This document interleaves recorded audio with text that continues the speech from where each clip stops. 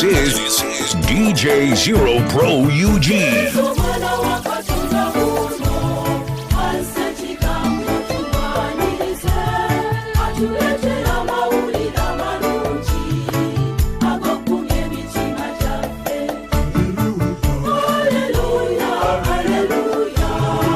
Hallelujah.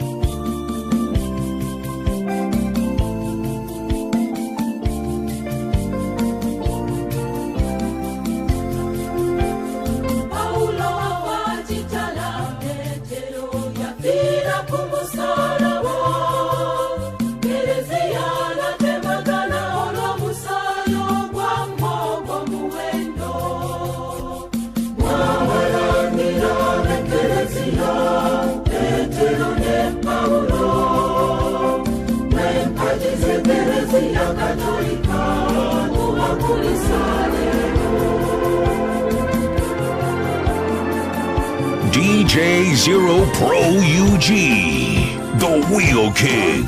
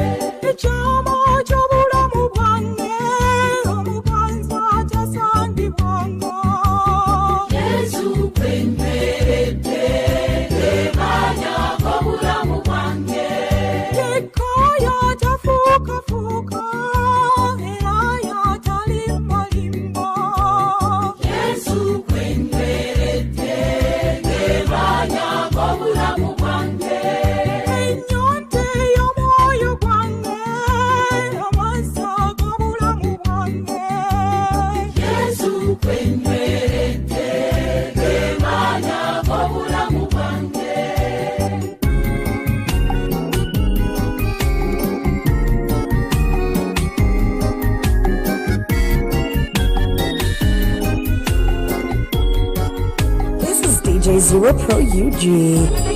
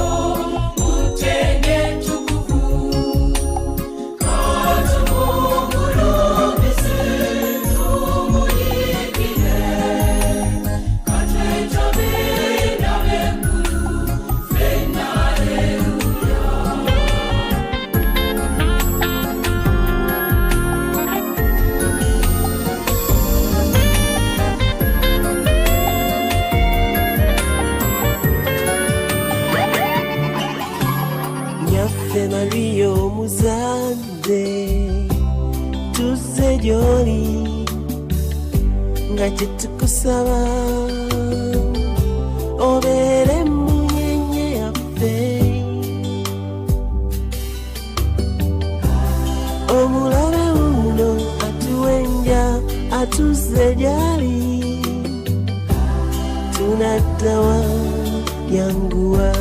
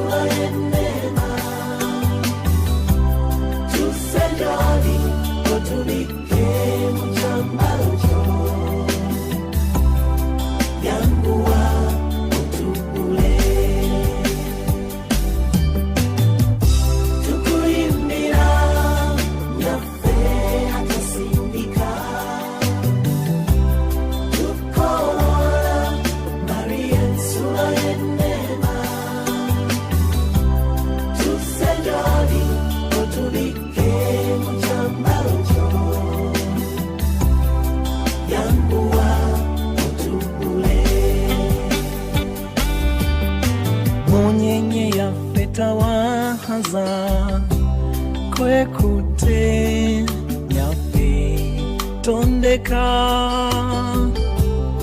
omulisenzo manawo onsomase mumatika kanagensi ontuse yojobera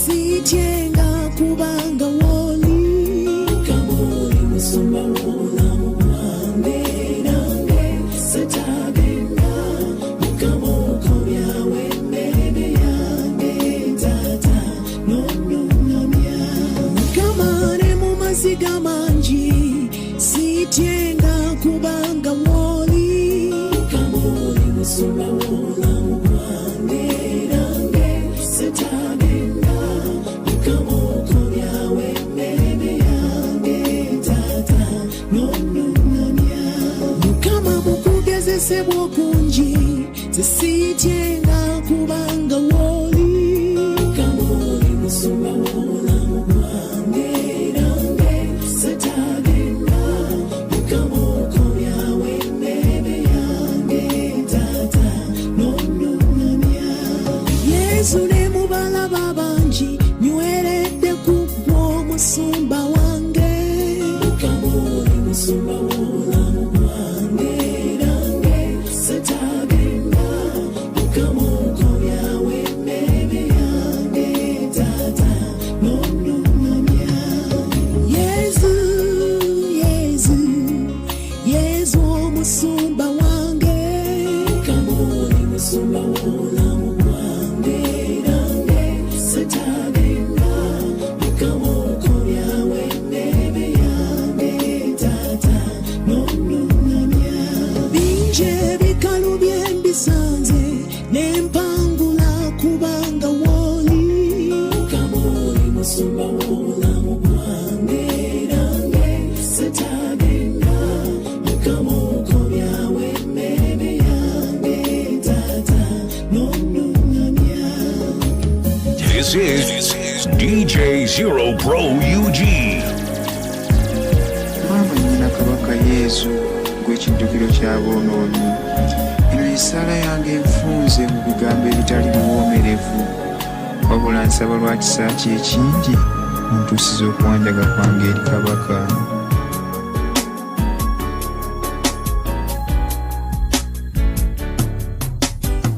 Mama Maria nzalira omulungi gwe muzadde asinga, kusaba onsabira omwana wo Yesu akwatirwe ekisa. Byenkola ndaba tebijjanze mama, ndi mu linnya sembayo, mbikola ntyanze nsanyusa omulokozi eyattibwa mbe mulamu. Kyemba nkusaba nzo nsabira omwana fuule nanga olukoba lwe, ebyamagero bingi byokoze nno maama, nsabye nanga onkwateko.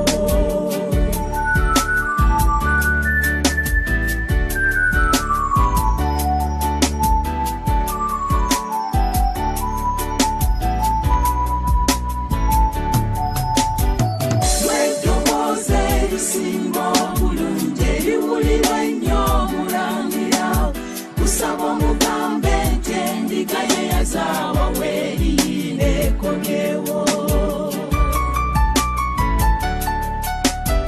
Ebingi maama ebimpa by'okubiwona, musaba ntumira omwoyo, omwoyo mutukuvu oyo bw'abeera nange kirema maama mpaawo. Musaba nkyusa omwoyo guno mukyamu ogulowoleza mu by'ensi, njagala kutuuka mu bwakabaka bwe yasuubiza mbeere waali lubeerera. Maama, Kabaka munsabire angabanyize ku mukwano obwetoowaze, ekisa, obugumiikiriza n'amaanyi bye yakozesa okuwangula enkwe z'omulabe, nange nsobole okumuwangula. Wagamba Yesu ku mbaga y'egaana ng'ekyokunywa kiweddewo, kusaba omugambe nti waliwo omuyonta ajje maama ndi bubi. Kukwasa maama bazadde bange baabo basabire badde mu nnyumba ye, abaabonabona basabire eri Yesu Kabaka bafune bambe emirembe. Kukwasa maama abaana bange baabo bakulire bato mu mikono gyo, emikono gye gy'enjaguza omutima balere maama babe babo. Nkwagala n'omutima gwange kwegomba nnyo nze, neegomba okutuuka w'oli, kwegomba nnyo nze. Kwegomba n'omutima gwange Mukama wange oli wala, neegomba okubeera naawe kutuuke k'otobeera.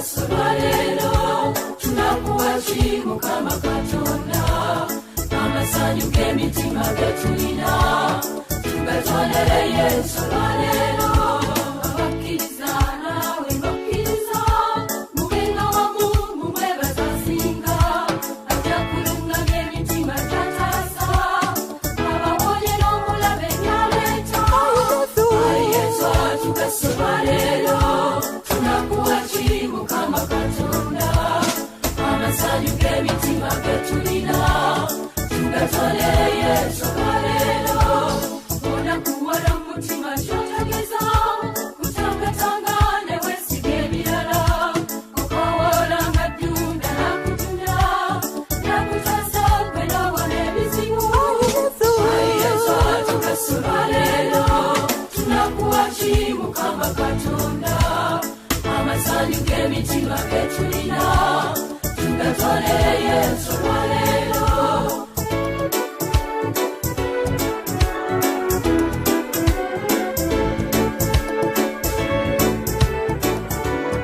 This is DJ Zero Pro UG.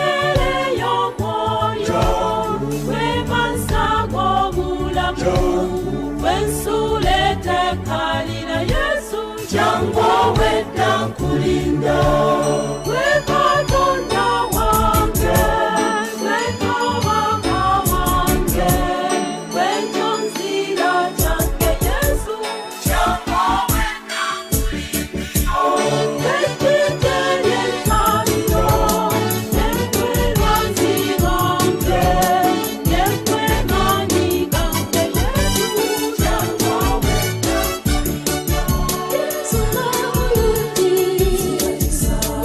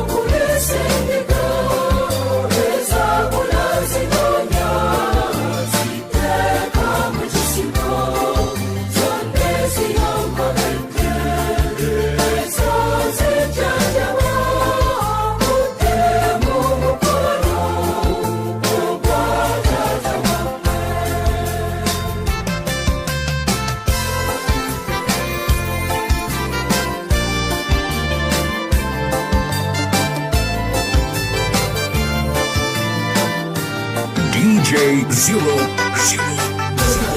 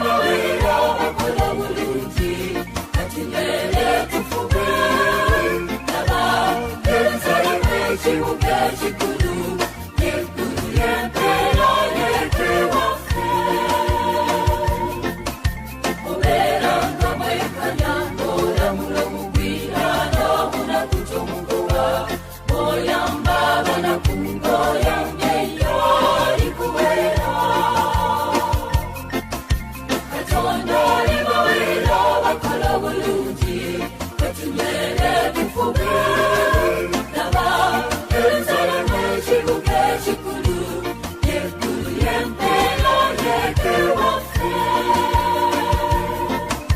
katonda imawera wakola bulungi katulere tufuge naba Yerusalemu ekibuga ekikulu eggulu yempela yekewafe okunjulanga abaana buddini ebutuwa kusooka obutume bwa Kristu abutuusa ddali buwera katonda imuwera bakola bulungi katunere tufuge naba DJ Zero Pro UG, the Wheel Kid.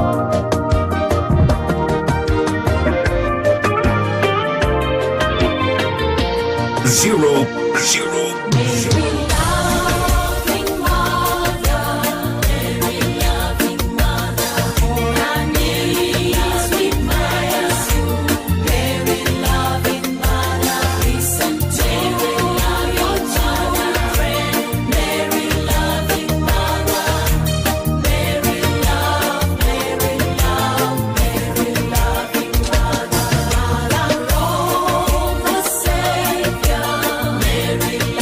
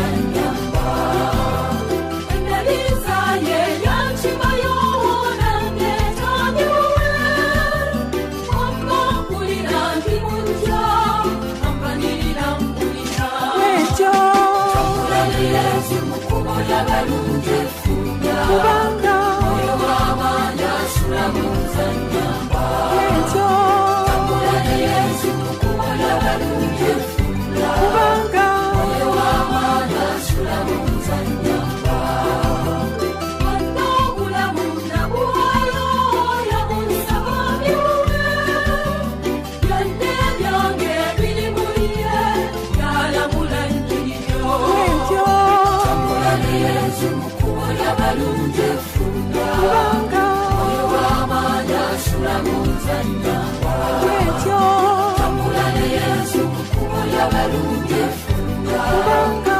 Oyo w'amaanyi asula muzanyamba webagaba nensirika ekisuubizo kirina omusuubizo yonna talemwa nze mpulira mpulira wekyo Tambulani Yesu mukubo y'abalungi efunda kubanga Oyo w'amaanyi asula muzanyamba wekyo Tambulani Yesu mukubo y'abalungi efunda kubanga Oyo w'amaanyi asula muzanyamba Wansanyuka n'ennyimba ndatya kinyowe Asula muze oyo oli ye muyinza asinga wekyo Tambulani Yesu mukubo y'abalungi efunda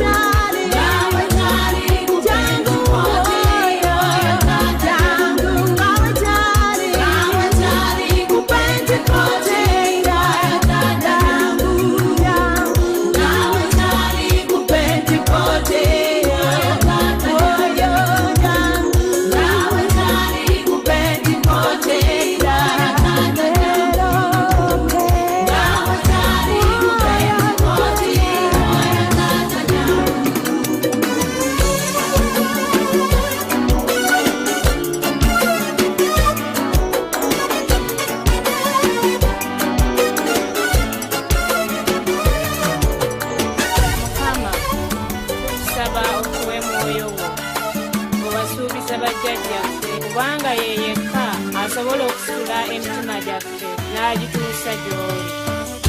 Tuwe mwoyo Katonda mukabitunda Mulanzi kwe yalanganga Tali tuberako fenna Mugabi tuwe mwoyo Katonda mukabitunda Mulanzi kwe yalanganga Tali tuberako fenna Mukama wasubiza mu mulanzi Bonna be watonda kubawa mwoyo Tuwe mwoyo Katonda mukabitunda Mulanzi kwe yalanganga Tali tuberako fenna Eweri bwe yalanga omulanzi Bavuma bangi balirabikirwa Mugabi tuwe mwoyo Katonda mukabitunda Mulanzi kwe yalanganga Tali tuberako fenna Mukama wasubiza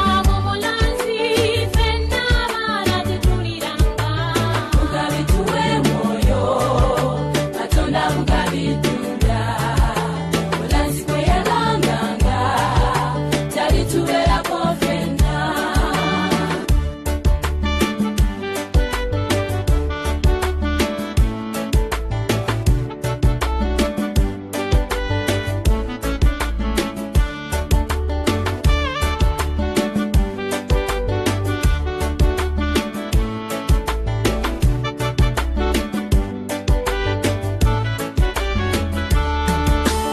Mukama wasubiza mu mulanzi tinabakaddawo balirota Mugabi tuwe mwoyo Katonda mukabitunda Mulanzi kwe yalanganga Tali tuberako fenna Mukama wasubiza mu mulanzi tebyamagero bingi birirabika Mugabi tuwe mwoyo Katonda mukabitunda Mulanzi kwe yalanganga Tali tuberako fenna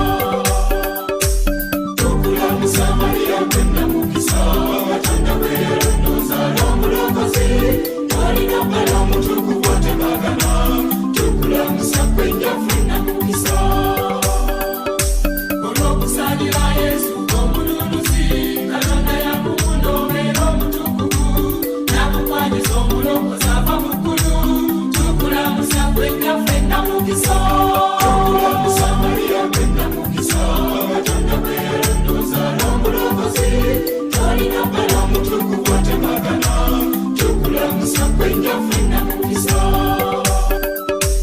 Tukulamusa Mariya gwenna mukisa Katonda gwe yalondoza n'omulokozi Tolina bbala omutukuvu atemagana Tukulamusa gwenna ffenna mukisa Gwenna mukisa Mariya omulondemu Muzadde w'abatonde ffenna otulumanye N'okutuuju n'omuzadde ali mu ggulu Tukulamusa gwenna ffenna mukisa Tukulamusa Mariya gwenna mukisa Katonda gwe yalondoza n'omulokozi Tolina bbala omutukuvu atemagana Tukulamusa gwenna ffenna mukisa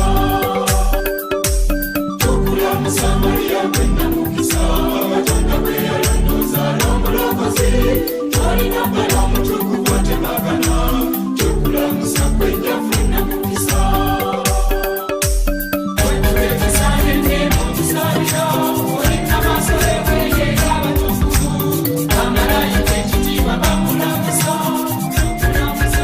DJ Zero Shine.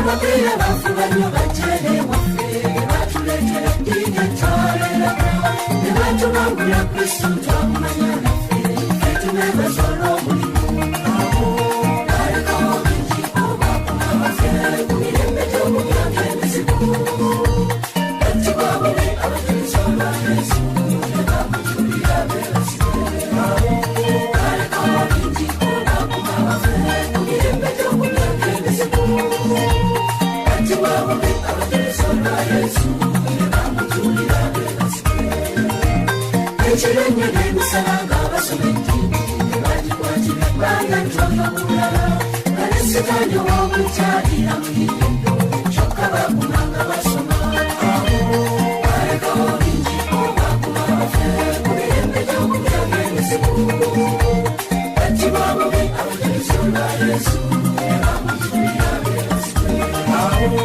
aleka obingi obakuma baffe ku mirembe gy'omumyaka emizibu ati bwabubi abajuliza olwa Yesu ne bamujulira beebazibwe buli mwanga n'akalala ng'amulaba Kristo abazi wangula wangi n'ayagalirwa n'abagalagala bangi bagisoma eddiini saako n'abaana ab'amiso aleka obingi obakuma baffe ku mirembe gy'omumyaka emizibu ati bwabubi abajuliza olwa Yesu ne bamujulira beebazibwe aleka obingi obakuma baffe ku mirembe gy'omumyaka emizibu ati bwabubi abajuliza olwa Yesu ne bamujulira beebazibwe obusungu n'asalawo oyo omwanga batte namugongo n'awangi bayakyabali ekikanga bw'amafumu baabasoya ssono olwo mwanga yakirabidde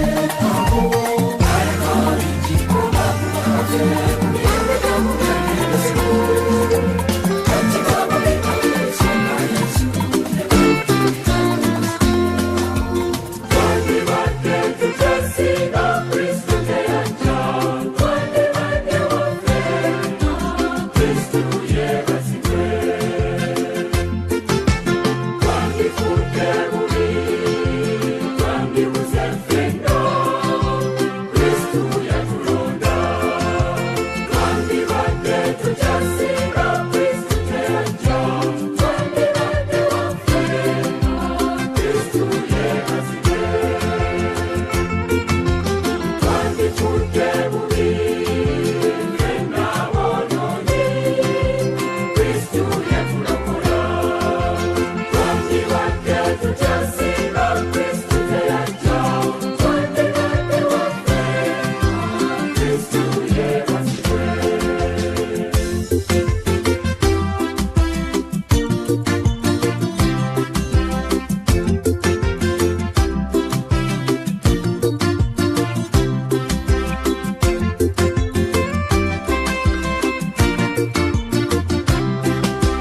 twandifudde bubi ku kizikiza ky'ekibi yatuwa ekitangaala twandibadde tutasinga Kristo teyajja twandibadde waffe Kristo yeebazibwe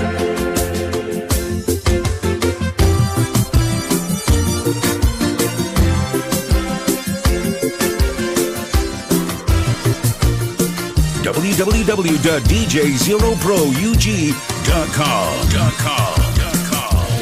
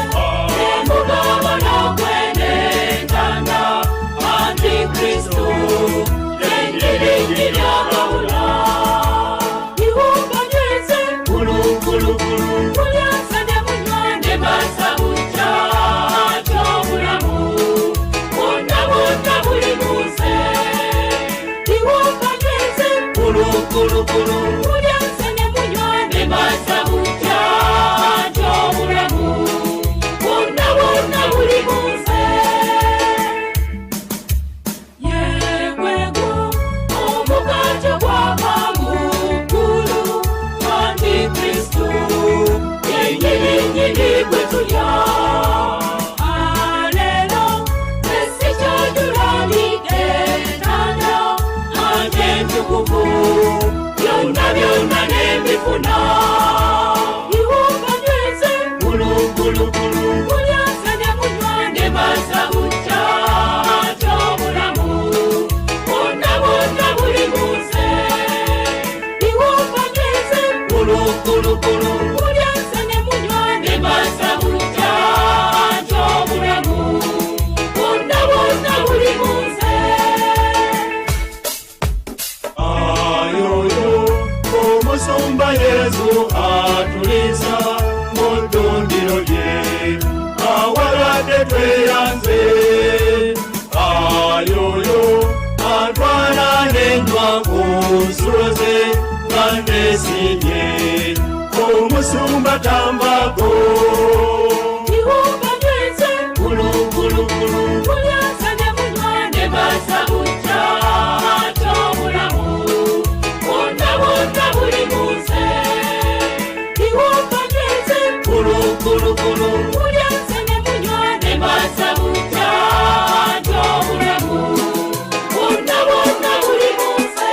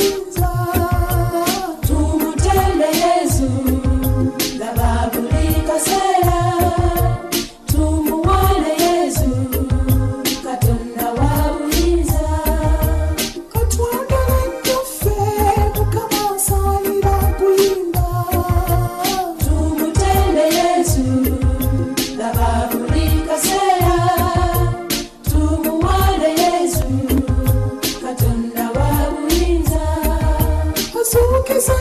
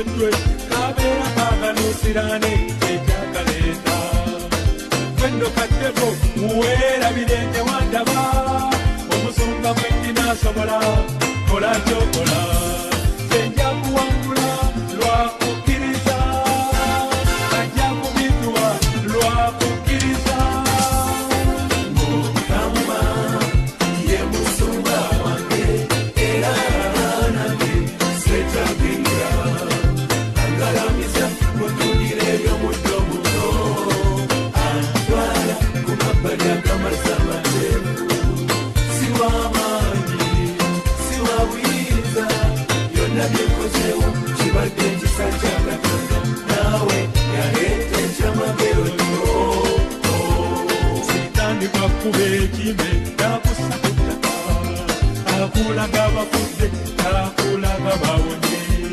bwakututulira ng'oli mu mayingo g'ensenyi akulaga alemeddwa akulaga wangudde kati nno takulimbalimba ebibyo byakoma ng'efeesa n'ezaabu bya Mukama ojja kubifuna lwakukkiriza ojja kubifuna lwakukkiriza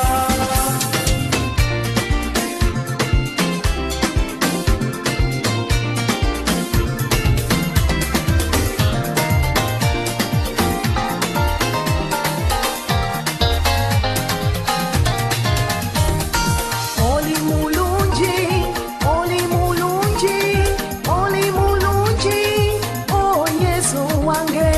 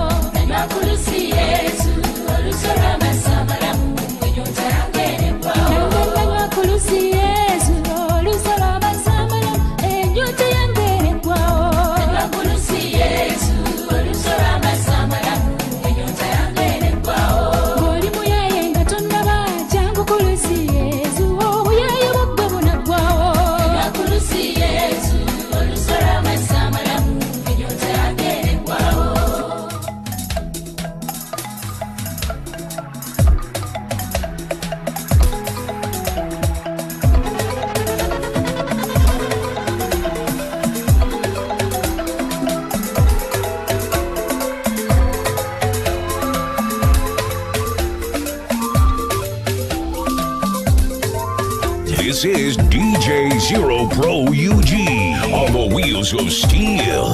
Follow on Instagram, Facebook, and Twitter at DJ Zero Pro, the Unstoppable.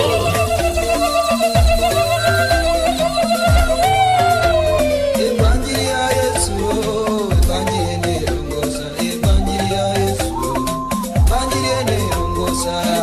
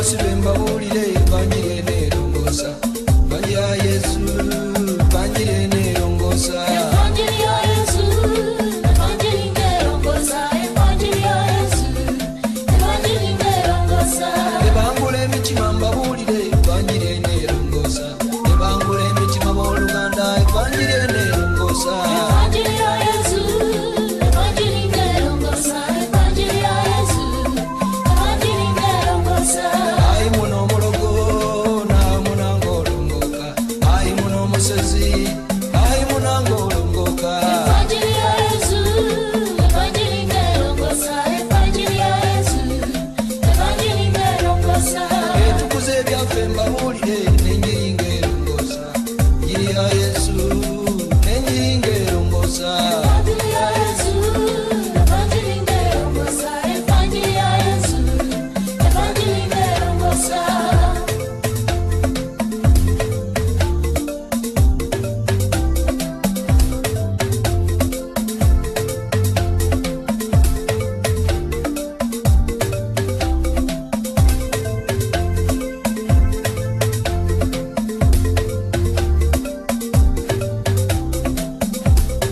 evanjiri ya yesu evanjiri ngeerongosa evanjiri ya yesu evanjiri ngeerongosa egabana ebitone n'enjiri ngeerongosa egabana ebitone mbawulire evanjiri ngeerongosa evanjiri ya kabaka evanjiri ngeerongosa evanjiri ya yesu evanjiri ngeerongosa egoba obwamalaaya mbawulire enjiri ngeerongosa egoba n'obwenzi mbawulire evanjiri ngeerongosa etambuza n'abalema evanjiri ngeeyamba nnyo etambuza n'abalema mbawulire evanjiri ngeerongosa ali muno omwezi ali muno omulogo ali muno omubbi nguwulire n'enjiri ngeerongosa etuwa n'eddembe evanjiri ngeerongosa egaba n'eddembe mbawulire evanjiri eneeyamba nnyo evanjiri ya yesu evanjiri ngeerongosa evanjiri ya yesu evanjiri ngeerongosa egoba mu disco evanjiri ngeekyusa nnyo egoba n'embikiri mbawulire n'evanjiri ngeekyusa nnyo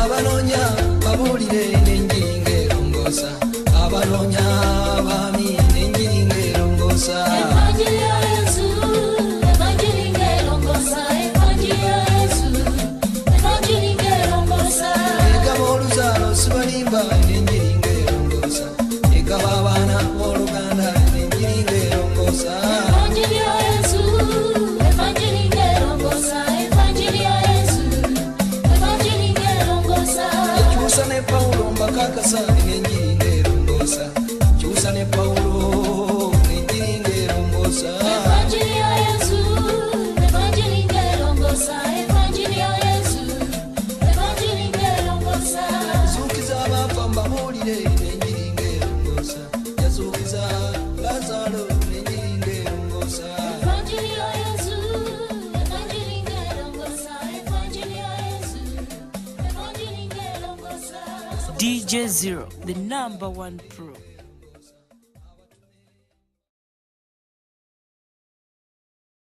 We're talking about, we talked about Lent season and things that people give up for Lent, this whole idea of fasting to focus our minds and hearts on as we approach the Easter season.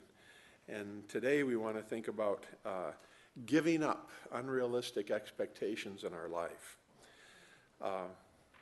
Thought for a while how I would introduce this sermon, so I thought I would just talk about my own life a little bit. When I was 3 years old, I wanted to be a garbage man. The man who picked up the trash in my neighborhood in Mount Morris, Michigan, was kind.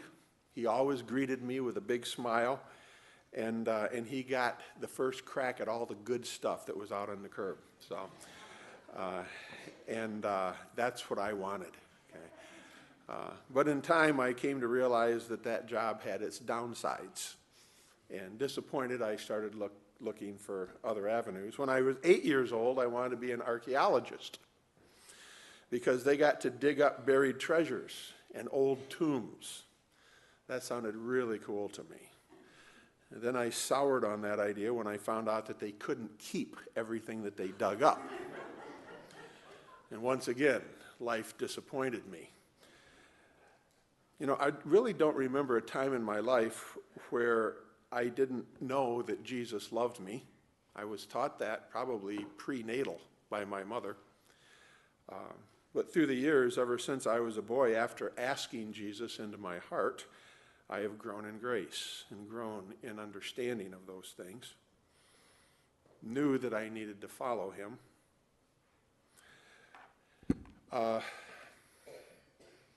Later on, I wanted to be a farmer like my Uncle Ray in Iowa. I remember 10 years old was the first summer that I spent with him.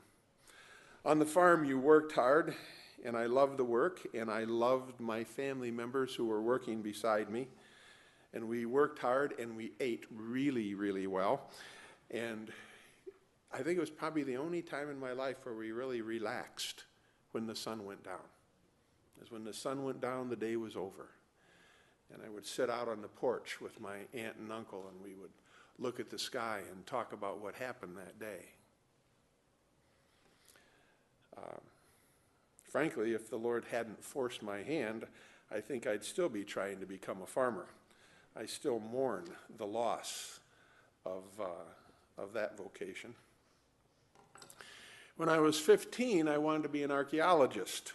A psychologist. I know it was one of the ologists. When I was 15, I wanted to be a psychologist like my uncle. Everyone loved and respected him so much.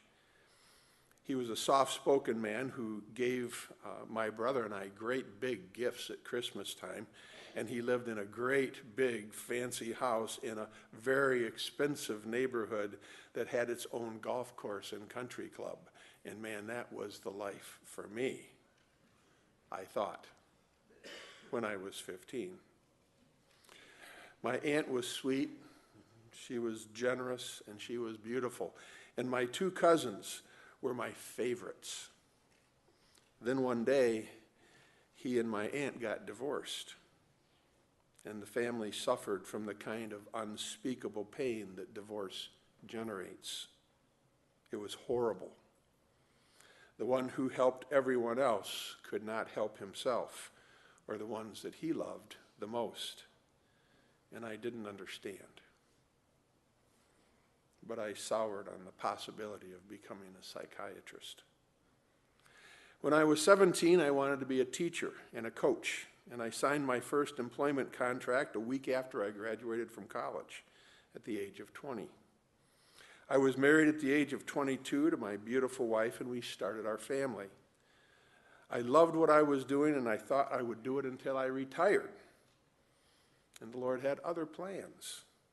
And I was laid off due to a lack of funds in the school system, and for the next several years, I worked any job I could get in an area where the unemployment was over 30%, just to keep the mortgage paid and to keep food on the table for my family. I was confused, very confused. Nothing was working out as I had anticipated. In my late 20s, I entered the world of corporate America as a manufacturer's rep for the world's second largest manufacturer of electrical tooling and connectors. I was good at it, and I made a lot of money. At the time, I assumed that I would be doing this until I retired. But after success came so easily, I was once again confused. I had everything I ever thought I wanted, but inside I was empty and discontent. There had to be more than this. Now I'm 58 years old. I tell people that being a pastor was not what I started out to do. Ann and I have now lived longer in Baraboo than any other place I've ever lived. I am content. I am at peace. And I'm not confused. And if the good Lord changed his mind tomorrow, I'd like to believe that it wouldn't change anything. I'd still be content and at peace and without confusion. I've learned that the only place to be content and at peace and confident is when you're exactly where the Lord wants you to be, in Him.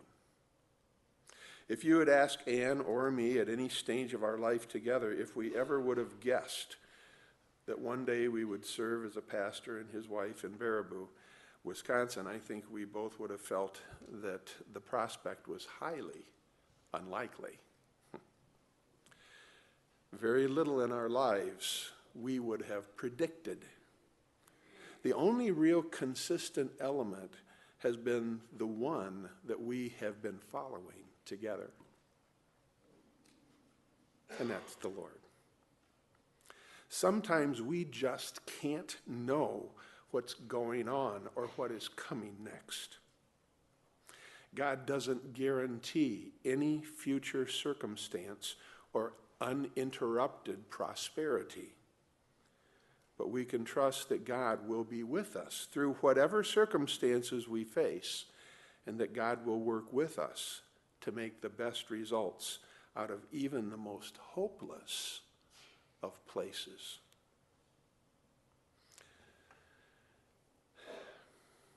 So what should we give up?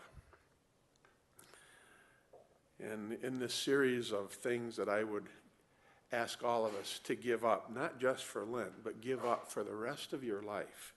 Last week it was give up control and allow God to control your life. And this week, let's give up unrealistic expectations that are born out of hearts of flesh. In studying for this sermon, I ran across two phrases constantly until the Lord finally said, David, this is the first point of your sermon. So I wrote down, you do not know, and then next to it I wrote down, do you not know? Because there are certain things that we can expect in life. Okay? The Bible tells us all sorts of things that we can expect. In fact, there are certain things that God expects us to expect. Do you not know? Jesus said over and over again. Certain things we can expect based on what we know to be true. And God expects us to know them. Foolish behavior usually ignores these patterns, thinking that the individual will be the exception to the rule. In Isaiah chapter 40, verse 21 and following, we read this about some people who ignore the signs that point to God. Do you not know, the prophet writes, do you not hear? Has it not been told you from the beginning? Have you not understood from the foundations of the earth that it is He who sits above the circle of the earth, and its inhabitants are like grasshoppers, who stretches out at the heavens like a curtain and spreads them like a tent to dwell in, who brings princes to nothing and makes us rulers of the earth as emptiness. We should know that God is in heaven. We should know of God's genius. We should know of God's power. The evidence of it is all around us. And God expects us to know that. Open your eyes, He says. I'm here. Job chapter 20, verses 4 and 5 says this. To some people who sin with impunity as if there's no consequences at all, thinking that sin that leads to death doesn't. Do you not know this from of old? Since man was placed on earth, that the exalting of the wicked heart is short, and that the joy of the godless is but for a moment? We should know that. The pleasure we get from sin is fleeting. We see it over and over and over and over and over again in our lives, and we only have to look to the person sitting next to us to see examples of that all around us, all the time, right? I mean, we should know that. It's amazing how often we forget it so quickly. 1 Corinthians 5:6. There are time-honored principles of cause and effect that we need to recognize. This is a portion of Scripture where Paul is rebuking a church because there's a man in the church who is having an adulterous affair with his stepmother. And the church has embraced that with a liberal mindset of, hey, look at what grace-filled Christians we are. And Paul says, your boasting is not good. Do you not know that a little leaven spoils the whole lump? This will destroy the entire church.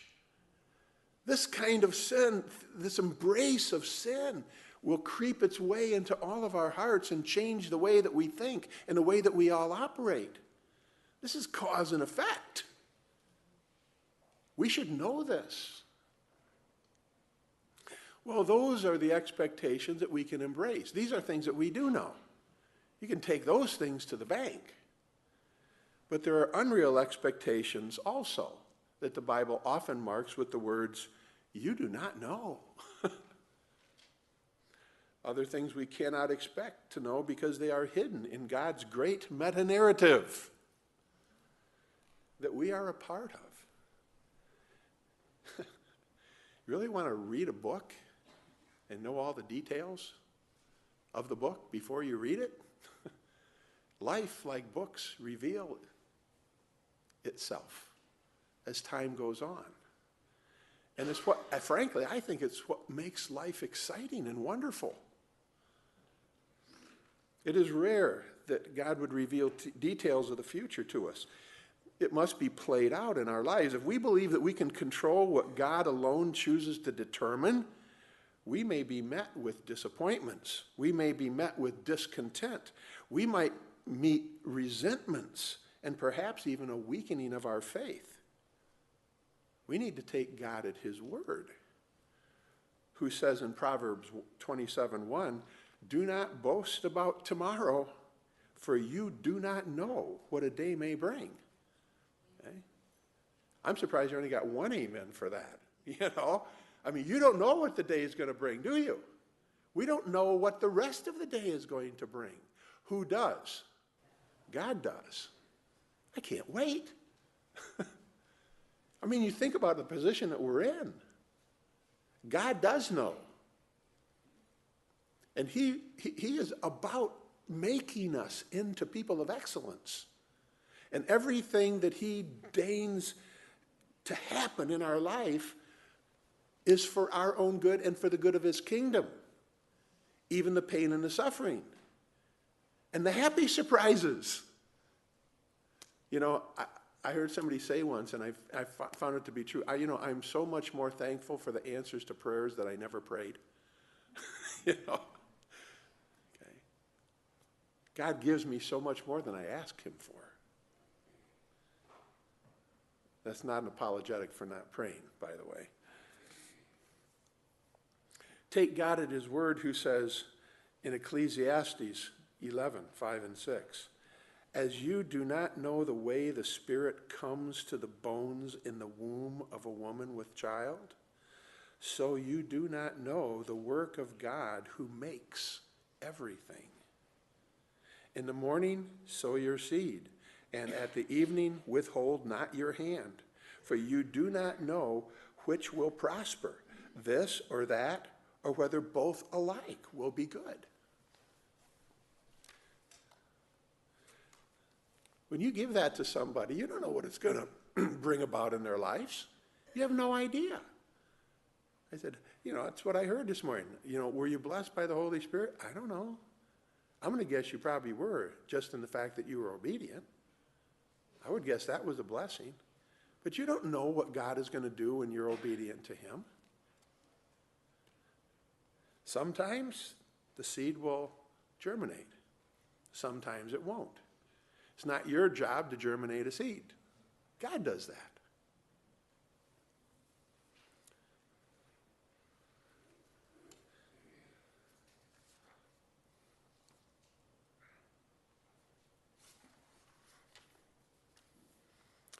In James 4:14, James writes, Yet you, and he's talking to business people here, interestingly, you do not know what tomorrow will bring.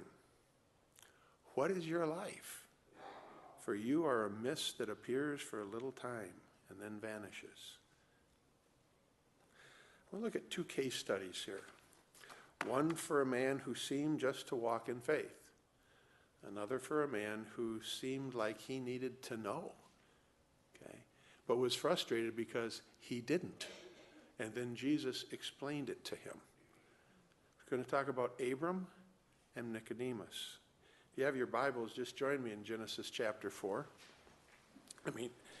Genesis chapter 12.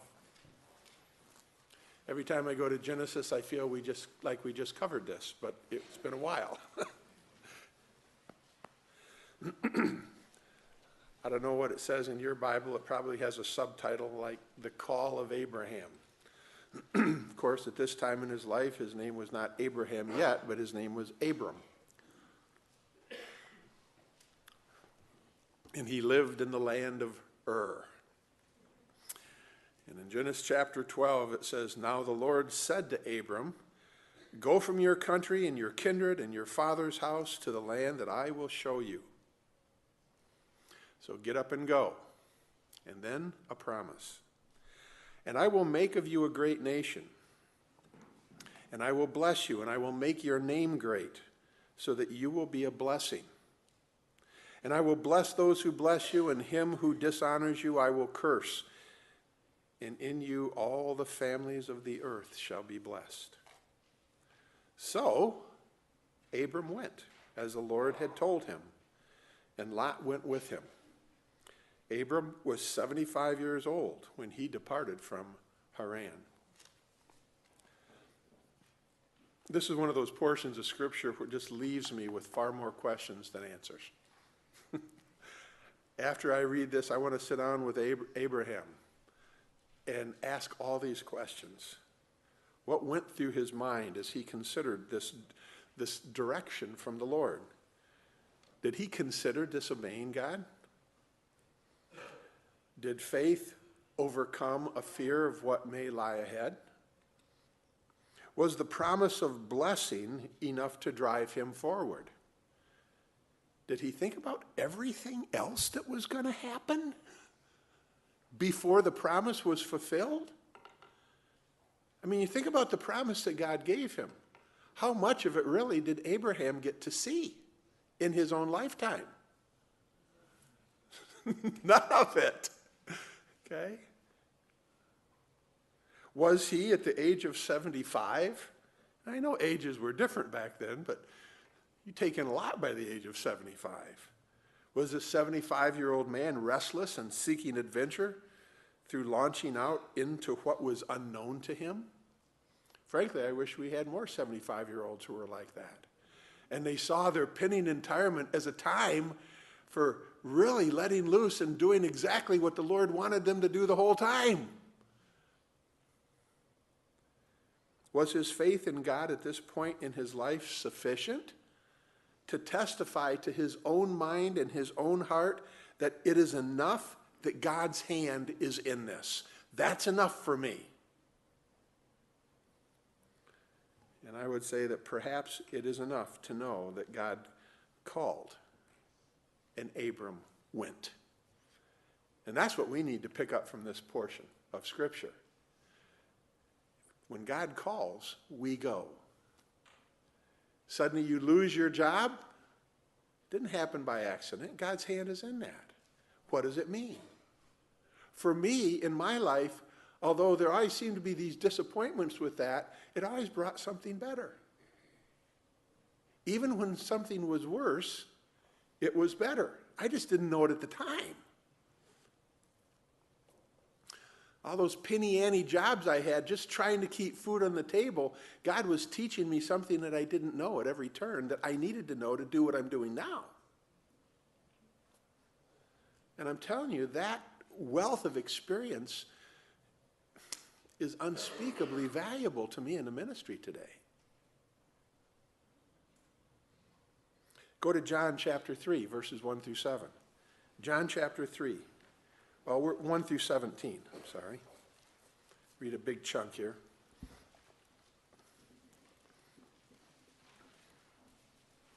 John chapter 3, 1 through 17. Now, there was a man of the Pharisees named Nicodemus, a ruler of the Jews. And this man came to Jesus by night. Didn't want to be seen going to see him in the day, we assume. Rabbi, we know that you are a teacher come from God, for no one can do these signs that you do unless God is with him. Jesus answered him, truly, truly, I say to you, unless one is born again, he cannot see the kingdom of God. Now, I understand the confusion in Nicodemus' mind. He was a Pharisee. He was a ruler of the Jews. And Jesus was talking about things that he did not understand that were spiritual in nature. And it was his job to understand these things. And he sensed that Jesus was no ordinary man. This is a man who taught with authority. This is a man that when he spoke, Nicodemus heard the voice of God when he spoke. And he was confused. He thought he knew it all. Nicodemus said to him, how can a man be born again when he's old? Can he enter a second time into his mother's womb and be born? Because Nicodemus was thinking on an earthly level. Okay? He was in the box, as Del Tackett would say. Jesus answered, truly, truly, I say to you, unless one is born of water and the Spirit, he cannot enter into the kingdom of God. That which is born of the flesh is flesh, and that which is born of the Spirit is spirit. Do not marvel at what I said to you. You must be born again. Nicodemus had already been born of the flesh. Now he needs to be born of the Spirit. And then Jesus explained to him, listen, the wind blows where it wishes, and you hear its sound, but you do not know where it comes from or where it goes. And so it is with everyone who is born of the Spirit. Okay. When you're born of the Spirit, who is on the throne? From last week, God should be on the throne. You're no longer on the throne. You no longer determine where you go or what you do. Okay? God is in charge of that now. And God goes wherever God chooses to go. And we need to give up those expectations that we can be in control of our lives. We need to give up those expectations that if things don't go the way we expect them to go, then something is wrong in our lives. Because those are the things that cause us so many times all this concern, all this anxiety, and sometimes this discontent that God's not doing what I want him to do in my life. What's wrong with him?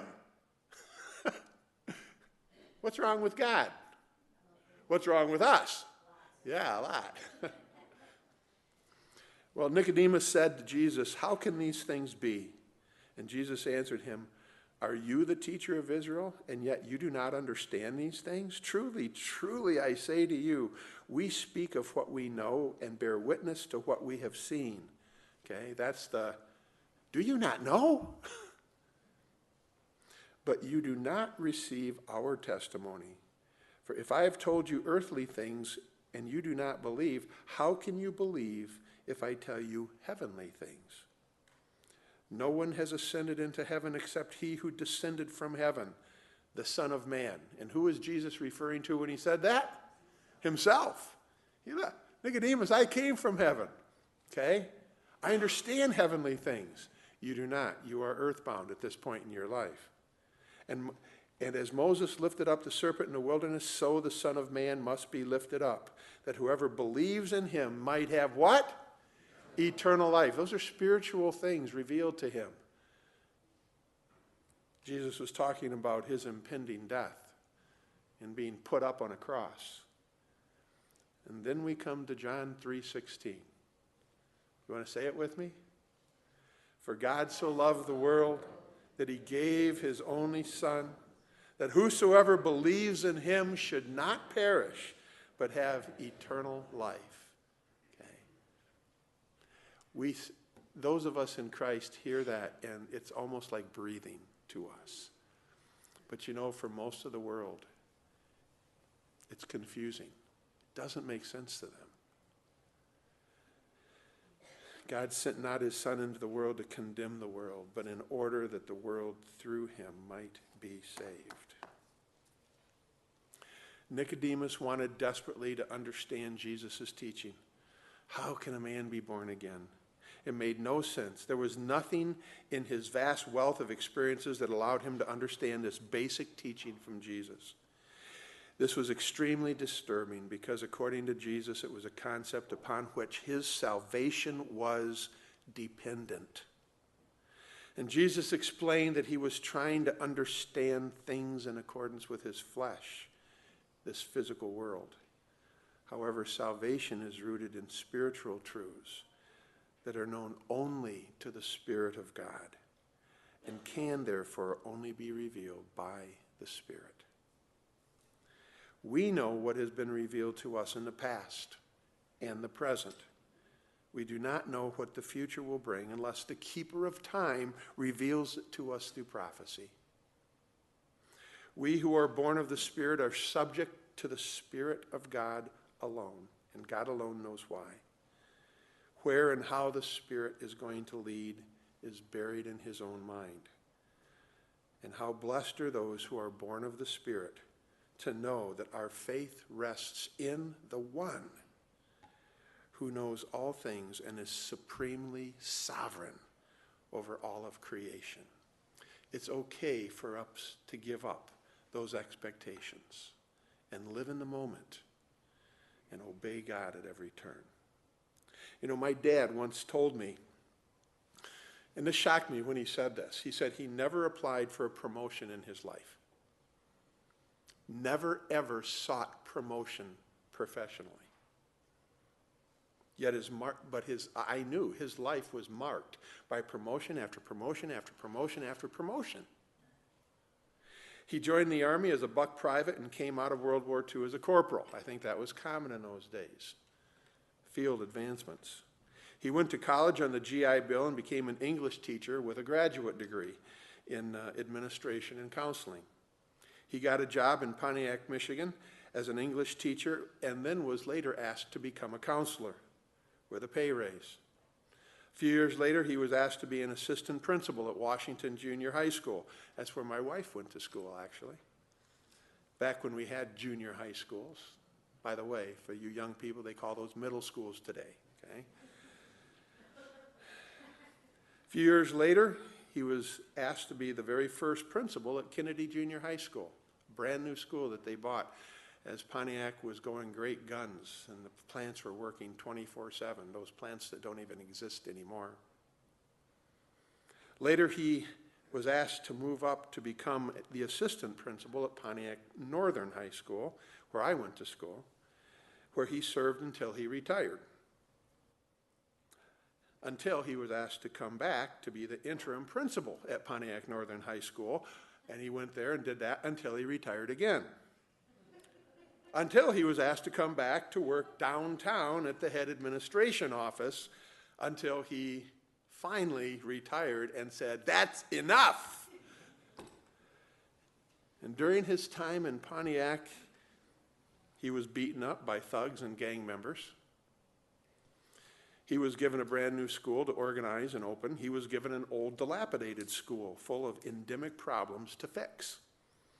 He was personally picketed by both white advocacy groups and the NAACP, both of them claiming that he favored the other race. He was able to introduce the study of the Bible as literature into the English department's curriculum at the high school level. I remember that. He asked us to be praying that he could get 9 students. If 9 students could sign up, they could have that class. He had over 90. He was able to pioneer citywide trade school education that worked. Some of the first in the nation to do that. So, of course, it was eventually defunded. He was able to introduce citywide sex education programs into the biology sciences in a manner that upheld a biblical view of sexual morals that the parents of the community supported. He was asked by the mother of a young black honor student who was gunned down while playing basketball on a city court by gang members to give a eulogy at the boy's funeral. She knew my dad.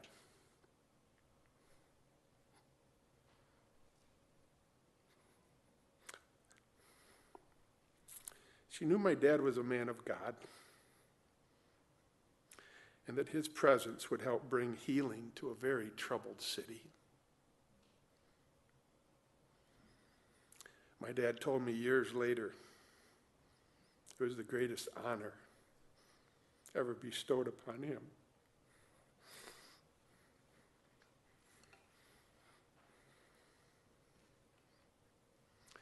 He was loved and respected by his educational peers and the community that he served. He never could have predicted any of it. He didn't seek it out.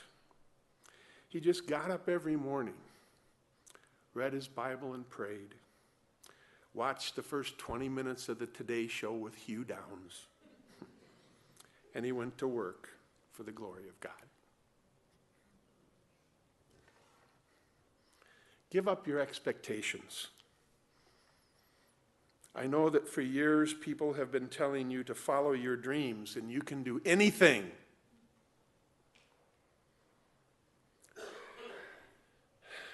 For a few, it might seem to work out that way, but for the rest, life is awash in broken dreams and disappointments and self-induced pain and suffering. Like you, I was told to follow my dreams, and I could accomplish anything. But I don't give that advice, and neither does God. Today, my counsel is follow your God. And he can make you, can take you to amazing places that are greater than your dreams. And he really can do anything. Stand with me, would you please? Heavenly Father, as we look at our lives, we think, Lord, we want the order in our lives that you want in our lives so that we can be everything that you dreamed that we could be. And to know, Lord, that demands our obedience, that demands our love. Lord, I pray for every soul in this room that we would jump on board and trust you as Lord and Savior. For you alone are worthy to be in charge of us. In Jesus' name we pray. Amen. TK, thank you for coming to join us here at the Abbey today for this conversation. And many of our viewers and listeners on the Abbott Circle and our other platforms will recognize you from the Minimalist podcast. So tell us about that and tell us about how you got to know St. Michael's Abbey. Absolutely. So the Minimalist podcast is a podcast about sitting with the question, how might our lives be more with less? You know, in the world around us, we're always told that we need more friends, more fans, more followers, more money, more status, more of something in order to experience the good life. But minimalism is about meaning through subtraction. What's getting in the way of what truly matters? And so every week we take questions from callers and we explore themes of simplicity and its relationship to the pursuit of meaning. I learned about the Abbey 2.5 years ago. My wife and I moved here to California from Charleston, South Carolina, and we were just looking for a real community and a place that we knew would be a safe haven for the faith. And we found this place, and we started to go to Holy Hour on Fridays and Evening Compline. And I went to the Latin Mass on one of the Tuesdays here, and we just loved it. We fell in love with this community. And so we had the privilege of living around it for a while, and we would come here maybe 2 to 3 times a week. We do confessions here, and we tell everybody that we know about it. I feel like this is a pillar of strength and hope in the Orange County community. Well, we're so glad that you're in the area now, TK, and so glad that you and your wife have found an extended family in our little community. And so today we want to just speak about the holy season of Lent and how our own Abbey project of sharing the Great Fast, which is what our Lenten program is called, sharing that with people around the world, also intersects with the work you do and how we can think about life as a lay person and plugging into some of these wonderful traditions of our holy faith. So look forward to this conversation, TK. Likewise. Yeah. So we'll talk about life in the world as a layman approaching the holy season of Lent. Yeah. We designed this Lenten program as a way of inviting people into the monastic experience of the Great Fast of Lent, to show them what it looks like from inside a monastic community, and also then to invite them to imitate that in their own lives. And I think that the wisdom of the church, it seems to me, in a season like Lent is, okay, we've been doing this for 2,000 years. This is how you imitate the Lord in the penitential season. So let's just do that together, which is kind of what we wanted to offer to the church. Lent is traditionally, if you look at all of those 2,000 years of Catholic life, it's mostly about fasting. So why don't we try to fast seriously in Lent? That was kind of our idea. Why don't we just fast every day of Lent like our forebears have always done? And through that struggle, we will all together learn something really important about what it means to be a faithful Catholic Christian as we get ready for Easter.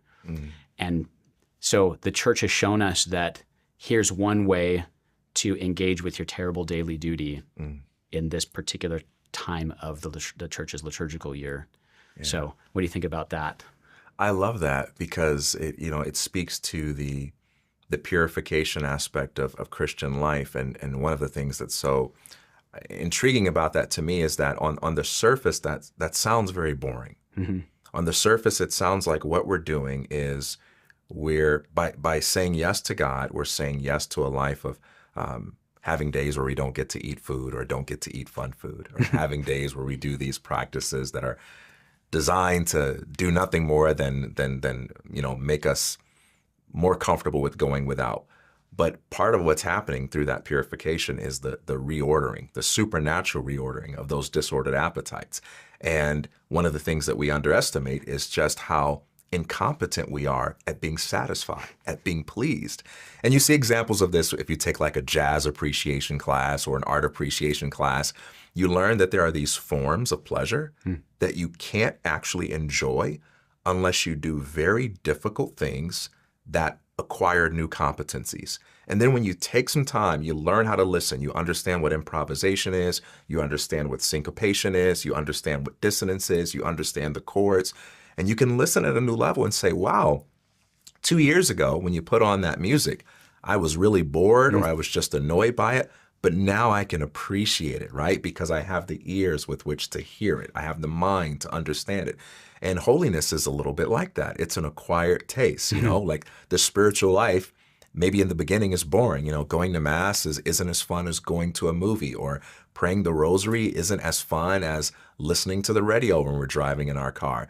But as we begin to do these things in a spirit of faith, we become purified by these penitential acts, and we begin to develop new tastes, new ears, new eyes, and we start to say, wow, there is a life in many of these practices. There is a life in these activities, and I can feel my ability to enjoy it increasing. And that's true with that mundane stuff you talk about, right? Like our family duties, the ordinary, taking out the garbage, doing the dishes. Like these are things that can be exciting when you start to see them through the lens of eternity, so to speak. Yeah, motivated by charity, motivated by Christian love, right? That we can do small things with great love. And that's the message of someone like St. Therese of Lisieux, whom you cited a little while ago. She lived her whole short life in a cloistered Carmel in France, right? With a very restricted number of women, some of whom were very, very difficult for her to live with, right? There was nothing flashy or showy about her life at all. And yet she was able to be the heart. She said, I will be love in the heart of the church. And she's this giant of a saint, right? So I think that someone taking out the trash at home, that can be motivated by great love. But we can't do that unless we've learned unless we've had the experience of not glutting ourselves with all of the more entertaining, delicious, immediately satisfying, attractive things that the world has to offer all the time, which is what Lent is all about, right? Let's pare away all the things that I've been running after, thinking it's going to satisfy me, and it doesn't, or it does for a moment, and then I realize, gosh, that meal or that drink or that piece of music or that piece of entertainment was, or that approach to the more sensational part of my religious exercise, in fact, doesn't fill me up. And it tells me that I need to keep trying to have more, more of that drug, whatever that drug is. And it's only when we take it away that then we can see there are other things that will fill me up, like taking out the trash for love of my wife. And it's extremely satisfying, right? When you see it with the right eyes. Yeah, yeah. You can take a sort of like experimental approach to all this by saying, hey, look, what I'm giving up doesn't necessarily have to be bad, but it can be an opportunity for me to make myself available to God so that he can show me his capacity to satisfy me with less, which is really him satisfying me with more, right? Because it's himself. Exactly, exactly. I think about my brother and I, in our childhood, we didn't have a lot of toys. And so we basically had these cardboard boxes and my dad's tools. And no one could have told us that we were not on another planet. We'd get in these boxes and we would feel ourselves to be flying through space. And you couldn't have convinced us otherwise. We'd pick up these tools and we would just imagine them to be a billion different things. And we just had no concept of boredom at that age, even though we didn't have cell phones, we didn't have the screens, we weren't watching movies, we didn't have a lot of toys, but we had so much fun. And then at some point, you start to lose that because as you grow older, you acquire more freedoms and more trinkets and more stuff. And you think that's maturity, you think that's growth, but you're losing something. And so in some ways, I think about Lent as an opportunity to hear Jesus's invitation to become like little children so that we can know the kingdom of God, like to become simple again, to become little again, and to allow God the space to satisfy us with himself. But we can't hear that, we can't see that, we can't feel that until we turn down or turn off or tune out some of the world's noise and the world's distractions and the world's amenities. Yeah, that's great. There's in so much of our Catholic life, I think liturgically all the time because I'm a canon regular, and our whole life as Norbertine canons regular is about the sacred liturgy and the liturgical year. We're in the church all day, every day, singing the Psalms, and we're doing liturgical exercises. And we Catholics say or sing the word Alleluia all the time, really a lot. And we Norbertines even more because of the way that our liturgy developed in the Middle Ages. We sing or say Alleluia all the time, which is this wonderful word of praise of God and rejoicing. But in Lent and in ancient times before Lent for several weeks, we stop saying that word so that when Easter rolls around and we start saying and singing it again, it has a new freshness. We're able to appreciate better than we were 6 weeks previous to that, just what a wonderful word that is to sing or say. Yeah. And I think that in a way, because what you were describing is, you and your brother you were not rich in toys, but you had a very rich imagination. That's right. A childlike, rich imagination, so that anything you picked up could become the source of great joy and praise of God for you in a little child's mind and heart, right? That's right. We Catholics will be able to have that childlike wonder, even liturgically speaking, if we are not so rich sometimes in all of the good things that the church gives us to rejoice in, so that when we return to them, like in the Easter season, it's all the more pleasurable again. Yeah. Yeah. That's true for food and drink. Yeah. And it's also true for the words we say and the songs we sing or don't sing. That's right. It's a beautiful human pace of life to do without sometimes. I like that word rich too, because rich can mean, hey, I have a lot of good things, but it can also mean I'm really stuffed to the point where I can't appreciate good things. Like a food that's too rich? Yeah, yeah, exactly. And many of us have had that experience where you just eat too much food and you're so stuffed with this rich food that someone mentions something that intellectually is delicious, but the thought of it makes you sick, right? Or someone puts something in front of you and you know intellectually that that's delicious, and yet you feel queasy just looking at it because you're so stuffed that you have been rendered unable to appreciate what you intellectually know to be this good thing. And sometimes spiritual life is like that. We know that we ought to enjoy these things or that we ought to be drawn towards these things, but we're drawn to other things. We're so stuffed with vice, we're stuffed with sin, we're stuffed with worldly attachments. And so Lent is this opportunity to say, hey, let's see if I can go without for a while. Let's go without for a while so that I'm not so stuffed. And now I have the energy and the availability and the awareness to see things as they truly are, right? To cleanse those lens of perception, so to speak. That's such a, thanks for that, TK. That's such a much more beautiful and actually traditional and ancient way of thinking about the season of Lent.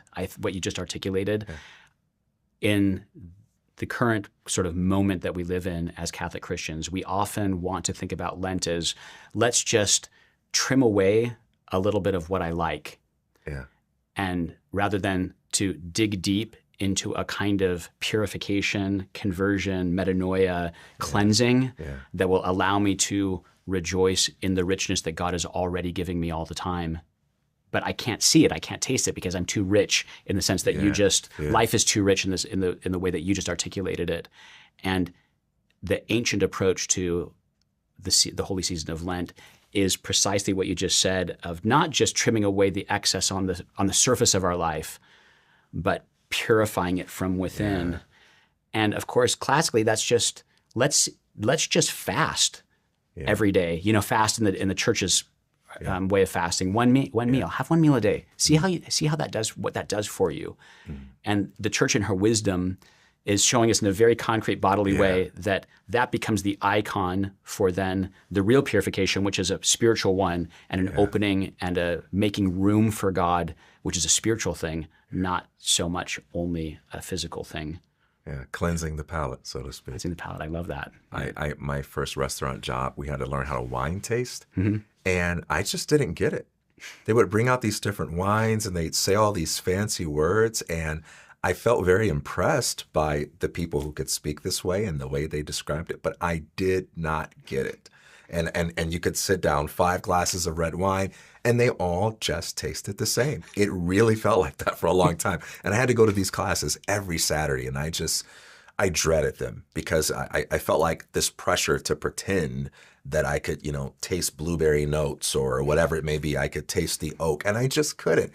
But after a while, it's like the taste buds started to open up. And I can't say, well, it was this or it was that, but you just kind of kept at it and kept trying. And you didn't know how to describe it, but you say, there's something different about this and something different about that. And then after a while, you can kind of see why someone would like this wine that's a little bit more expensive rather than this wine that's a little bit cheap. Not just the price, you can start to taste the difference. Yeah, and there are things like that. And so, Scripture tells us, taste and see that the Lord is good. It's not telling us something that is necessarily going to come naturally or easily to us without effort. Hard pleasure is a thing. It's kind of like saying, hey, play a game of chess and see that it's fun. Learn a new language and see that it's fun. Well, that doesn't mean that on day 1 or on month 1 or year 1 that you're able to pick up a great book in that language and enjoy it. It may take some time to get there, but like when you put in that work, there's a reward on the other end, a whole world of a deeper kind of, richer kind of pleasure. Is opened up to you. I have a question for you, TK, about this, because you've just now in our conversation given us a couple of wonderful, very familiar examples of a refined palate, refined taste. Jazz. It takes some instruction. It takes some experience to get jazz and to really appreciate it. Yeah. Wine. Those are two. It's true. Both of those. That's really true. That it takes some instruction and some experience. So what about the? I'm thinking of the man. Saint Jean Vianney talks about this man. I'm thinking about the very simple, pious Catholic in the pews, who probably doesn't have a lot of refined formation in liturgical life and maybe the spiritual life, as far as like the great spiritual masters of our holy religion. But these are people who are obviously very holy people.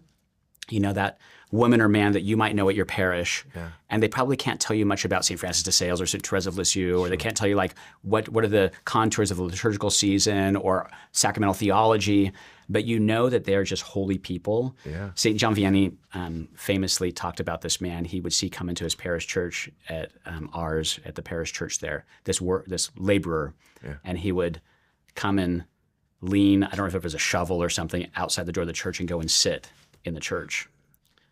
And then he'd be there for like an hour, and then he would just leave and pick up his work instrument and go to work. Yeah. And St. John Vianney asked him, he says, well, what are you doing?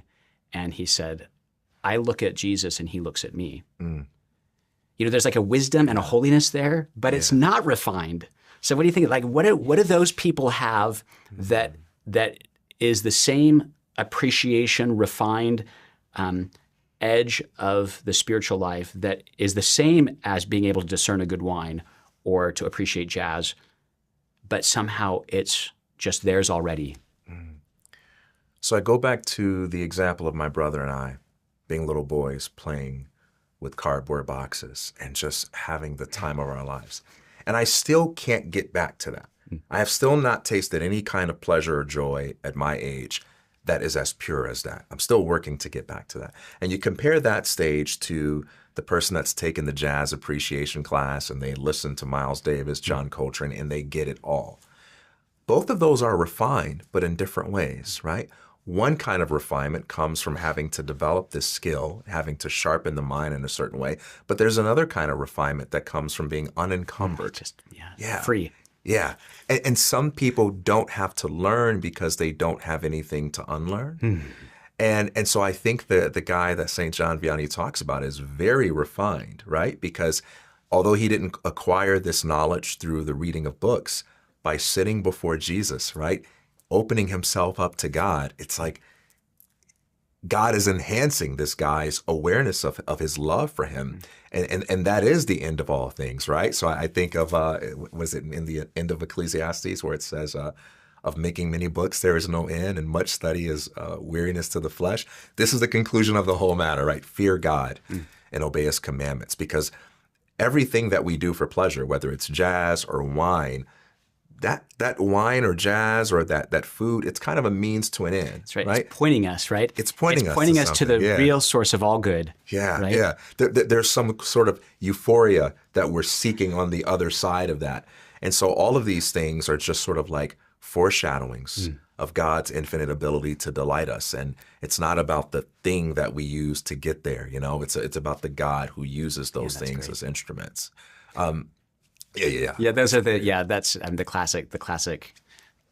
All of these good things of the world, whether it's jazz or wine or anything else, or the great spiritual books or anything, these are like the springboard that is supposed to launch us into the source of all goodness, which is God himself. So the man who can go and look at Jesus and Jesus looks at him and have that moment of union with the source of all good, that's the point anyway, right? Yeah. That's the point of it all. And so back to Lent then, if we can strip away the wine and the jazz and everything else, then we will remember what we're really looking for, who is a person, right? That's right. Jesus Christ, and we'll find him. We're certainly going to find him if we look for him. If you seek me, you will find me, saith the Lord. Yeah, that's really awesome. I don't know if I've told this story before, but a wonderful, you reminded me of a moment that happened when I was a seminarian in this monastery. We were studying philosophy, and we would drive down, my classmates and I would have to drive down to the Benedictine monastery down the freeway, where this venerable old monk, Father Basil, taught us some of our philosophy classes. And we young, wet behind the ears, religious, philosophy students went for our first day of class with this venerable old, very wise, very holy old Benedictine monk. And we were standing around the table where we were going to have our philosophy seminar. And he made the sign of the cross, name of Father, Son, Holy Spirit, Amen. He said, "Come, O Holy Spirit." And we young Norbertine seminarians finished the "Come, O Holy Spirit" prayer, which is a formulaic prayer in Catholicism. Fill the hearts of thy faithful, and fill them, and so forth. And we said the whole prayer. And Father Basil stood there kind of looking at us. And after we finished praying, he said, "Boy," he said, "that was a lot of words." He says, "I usually make the sign of the cross and I say, "Come, O Holy Spirit." And then I wait for the Holy Spirit to come. And then I say, "Glory be to the Father." It's like this wonderful lesson in the less is more, in get to what you're actually looking for, our Lord Jesus Christ or his spirit of peace or whatever it is. Yeah. That's so good, because this comes up a lot with Our Lady, right? When people are exposed for the first time to the depths of Catholic Mariology, they may say things like, "But why do you speak of her so much? And the Bible doesn't, she doesn't talk a lot in the Bible." And in modern culture, we tend to equate leadership with lots of words. We exalt the people who do a lot of talking. It's the person that's in front of the camera. It's the person that's, explaining things to the crowd, right? Guilty as charged, right, TK? Yeah, those are the leaders, right? And that's totally fair for those people to be leaders. But at the same time, there's so much more to leadership than using words, right? And Our Lady is an example of someone who has this quiet dignity. She doesn't speak much, but there's so much wisdom and sanctity revealed in how she lives. The value of that kind of simplicity. I mean, if I had to name, who has the most profound understanding of the meritorial value of suffering, I mean, who do we put next to Saint Jacinta? And how many books could she read, right? They didn't want to go to school, but they were kind of nudged towards it. They have to go because, you want to develop some skills. Saint Francisco wasn't good at it at all. Right. He was so bad at it that they said, well, maybe you need some time off because maybe it's the rest that you need. And he uses his time off to go to adoration, right? And so he doesn't really learn how to read and write at all. And St. Lucia and St. Jacinta, they learn how to read, but there's no evidence from history that they ever were that impressive in their reading and writing. I mean, at least with St. Jacinta, who died so early. But yet, when you see how she handles her suffering, I ask myself, how many books do I have to read to get to that level? I don't handle my suffering in the way that she does. She says to St. Lucia when she's dealing with the suffering of her family, feeling like she's made their life very difficult. Her siblings are giving her a hard time about it. And St. Jacinta says, you're so blessed to have your family treat you this way because now you get more suffering and you can save more souls. And you would think that that's kind of like the annoying thing that a kid would say who hasn't lived enough life to understand, in the same way that some kid might give an adult advice like, "Oh, it's not hard to go to work, just go do your job." Well, kid, what do you know? Yeah, right. But St. Jacinta backs it up. She spends the end of her life in so much pain. So much pain. And she backs up that talk like a champ. She rejoices in her suffering, and when she's in those moments where she has tears or she feels sad, she says, "Let's pray our little prayer." And she takes Our Lady's words seriously that many souls go to hell because no one is willing to suffer for them. And so she went to back for souls. She often said, just imagine how many souls we're converting by offering our sufferings to Our Lady. And so to me, that's refinement. That's far more refined than jazz, far more refined than chess, far more refined than wine. Refined wine, yes. The understanding of the heart, yeah. Well, and they learned all of that from Our Lady, who was there at the foot of the cross. That's right. And I love that. I love that part, which we hear at least twice. She pondered these things in her heart. That Our Lady said, she didn't say much. Yeah. But she took it all in, and she mediated all of this world back to the Father, and continues to mediate all of that grace from Calvary to all of us. So of course St. Jacinta and St. Lucia, or Lucia, not yet saint, but and St. Francisco, they learned how to do that from her directly because she's there at the foot of the cross. The best teacher, right? The best teacher. And the cross, of course, is at the epicenter of our Lenten program and our Lenten life and our walking with the Lord to Calvary. So there's another dimension to this I'd like to talk about with you, and I'd love to hear your thoughts on it. Okay. I think redemptive suffering is a much-needed alternative in our age to positive thinking. When people have bad days or self-defeating thoughts or even sinful thoughts, there's a lot of pressure to be more positive about it, right? And for many people, it seems like their only options are I got to be positive or I got to be pessimistic. And the smaller your problem is, the more pressure on you. You better be positive about that, right? Right. Get over it, basically. Yeah, get over it, And so, we spend a lot of times in our heads like, oh, I shouldn't feel that way. Oh, I shouldn't have that thought. Oh, I need to just get over myself. Or you know what? I need to force myself to come up with some sort of perspective that makes me feel like this bad thing is going to turn into some really good thing, right? And we do that to ourselves. Redemptive suffering says you can be honest about your suffering without being fatalistic, right? You can be honest about your suffering without treating suffering as the end and without the pressure of forcing yourself to say, this is good. And so someone is late in a way that inconveniences you, or you make a mistake that brings about some pretty unpleasant consequences, or you recognize that you're just being inexcusably immature about something. You can say, God, I really don't like that guy. And I really don't like myself right now for liking that guy. God, I actually feel quite jealous. When I look at that person there, I know I should be happy for what they have. And I feel quite jealous because I've got some things that aren't working out for me. And when I look at that person have good things happen to them, it makes me sad. I offer this up to you, God.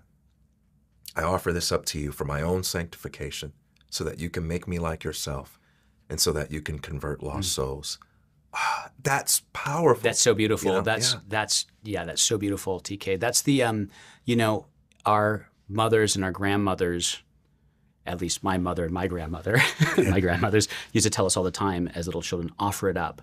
Offer it up. That's sort of a catchphrase in Catholic family life. And it's getting at this very thing that you're talking about, right? Yeah. You're suffering something, whether that's an unpleasant disposition of soul like envy or frustration or impatience, or you're suffering something from outside of you like a wound or someone's abuse of you or, abuse, whatever it is that we're suffering, that the circumstances of life bring this kind of suffering. And you're right, that can be redemptive, not just for me, but for the whole world, or for some poor sinner, or for somebody in purgatory to help speed their purification, right? Suffering is powerful and precious because it's that when we unite it with the suffering of our Savior on the cross. Right? Okay, so this gives us kind of like a new way of looking at the widow's mite. Right? So people are there, giving, and she comes with her little mite, and it looks like nothing. Right. And Jesus treats what she gives as if it's the greatest gift because it's the fact that she gave her all, right? Of her substance, not just her extra. Yeah. And so here's the opportunity for us. We often, when we want to impact the world, we look at what we have and we think, yeah, but I don't have much. If I had the wealth of a Bill Gates or Elon Musk, I could really do something for the world.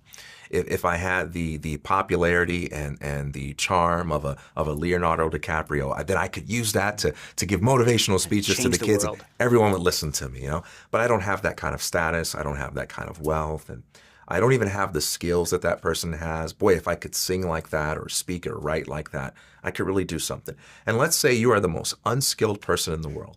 And you don't have any money and you look around, you have no resources. Well, what you're talking about here instantly makes us rich because the one thing that we all have is we have elements in our day that just don't go our way. We have opportunities to be frustrated in every moment. Every day we have things and people that simply don't agree with us. We try to go from point A to point B, and something gets in the way of that and says, no, you're not going to get there as fast as you want it or as conveniently as you want it. Or you're walking across the room and you stub your toe. Or the kid spills a glass of milk and you've got to clean it up and you didn't want to do that. We're rich with these opportunities. And once we realize that, we can say, okay, all of these little moments of irritation and frustration, those things are more powerful for impacting the world than being the best looking actor and having everyone listen to me because of my fame or my wealth. And now we all become world changers because of that, that grace that God gives us to be included in his redemptive work. Our Lord said, when I'm lifted up, I will draw all things to myself. That's what he's drawing to himself. He's lifted up on the cross in that supreme act of redemptive sacrifice and suffering. And that means that all of our opportunities to experience sacrifice and suffering can be joined with that richest, we are rich in that, right? Yeah. When I'm lifted up, I will draw all things to myself, and all men to myself, all people to myself, and even stubbing my toe, or being thwarted in my, going from point A to point B. You're really onto something there, TK. Yeah. That value of redemptive suffering. Locally sexual. I am currently responsible for the employment of about 1,462 Sierra Leoneans.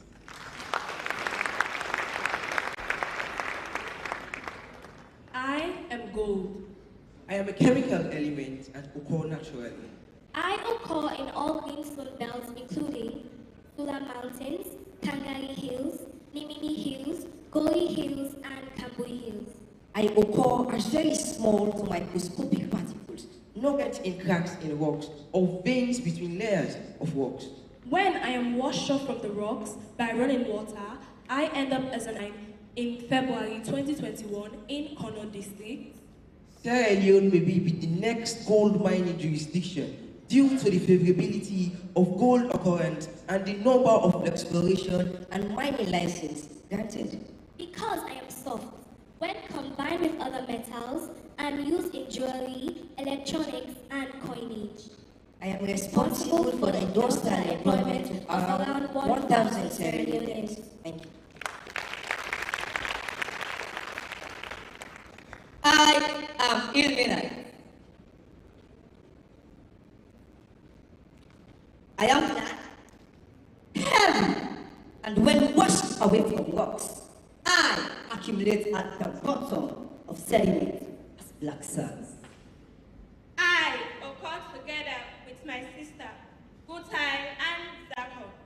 I am found in the sands on beaches in the Siloma area, Lunge area, Pujamu district, and in the Freetown Peninsula in Hastings.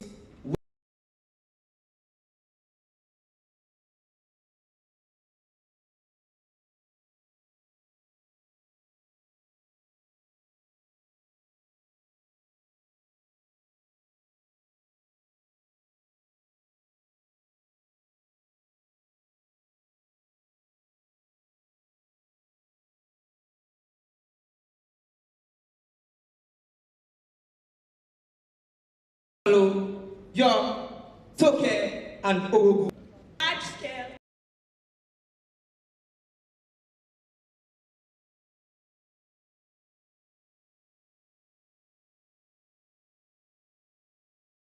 Large scale as a byproduct of butyl in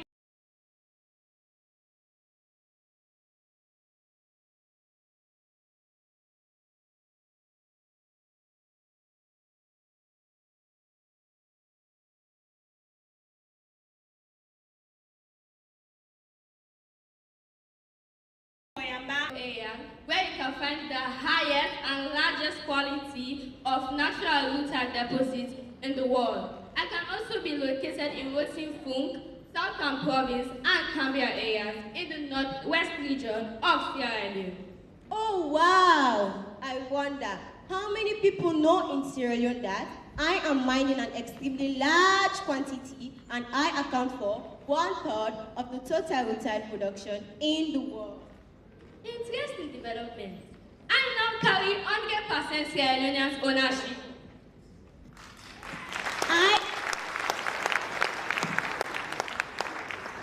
I am poorly rooted because I have been privileged to be separated from other products that exist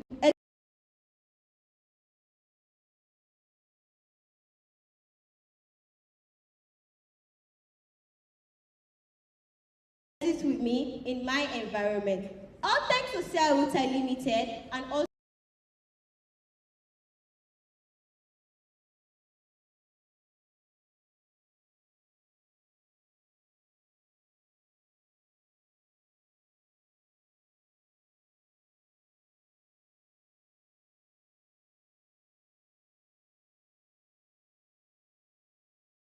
looking forward for other companies to do the same. I am responsible for the employment of about 4,000 Sierra Leoneans. Thank you.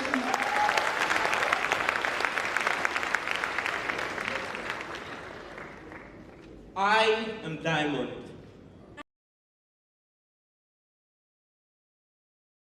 I am formed about 150 kilometers beneath the Earth's surface and I am the hardest known substance. I am mostly found in the southeast, east, and north of the country. I am primarily hosted in the following rocks: kimberlites, lamproids, and lamprophytes, but I'm sometimes washed off from my host rock into the river And north of the country.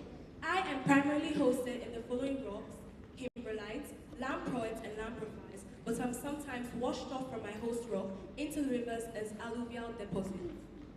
I have been mined since 1930. Because of my beauty, when polished, I'm used as gemstones for jewelry, and because of my hardness, I'm used in the manufacture of cutting and drilling equipment. I was once called Blood Diamond, when a lot of people were killed to access me. But now, I am certified, and you can only export me through a recognized certification system called the Kimberley certification process. I am responsible for the employment of around 2,000 Sierra Leoneans. Lately, I have been hit by laboratory-grown diamond that is making my marketability very challenging in the world market.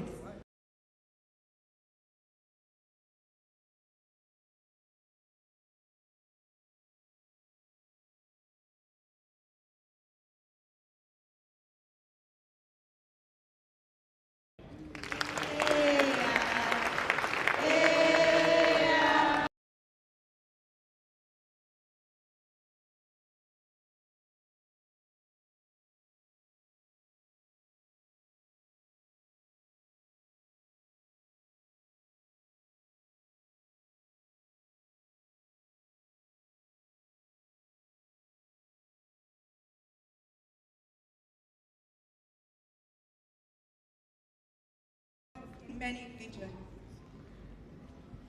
It undermines Illegal mining is linked to serious human rights abuses. Environmental impacts are concerning with illegal mining activities, frequently leading to deforestation, land degradation, and pollution of water bodies, leaving long-term scars on the landscape. Also associated with economic crimes such as tax evasion, fraud, and corruption. This illegal operation thrive because of high profitability of precious metal and the relative low risk of arrest or prosecution, attracting organized criminal groups. Governments, international organizations, and communities must work together to combat illegal mining and the criminal networks that exploit the precious metal sector for illicit gains. Stronger enforcement, regulate use.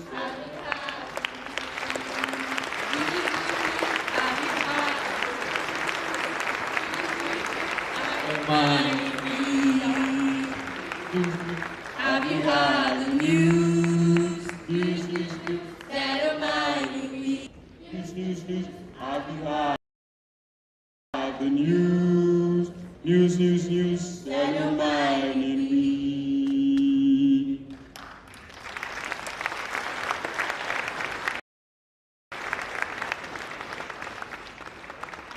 Thank you.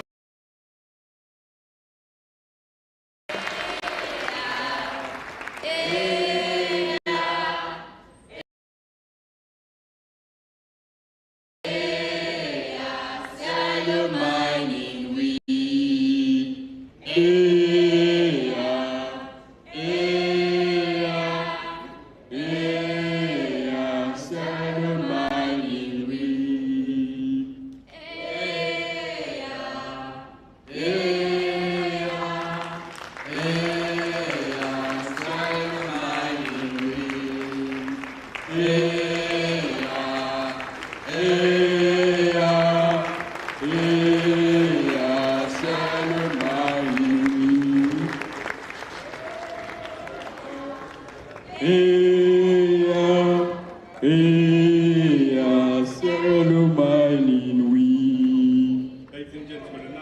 applause for our students, please.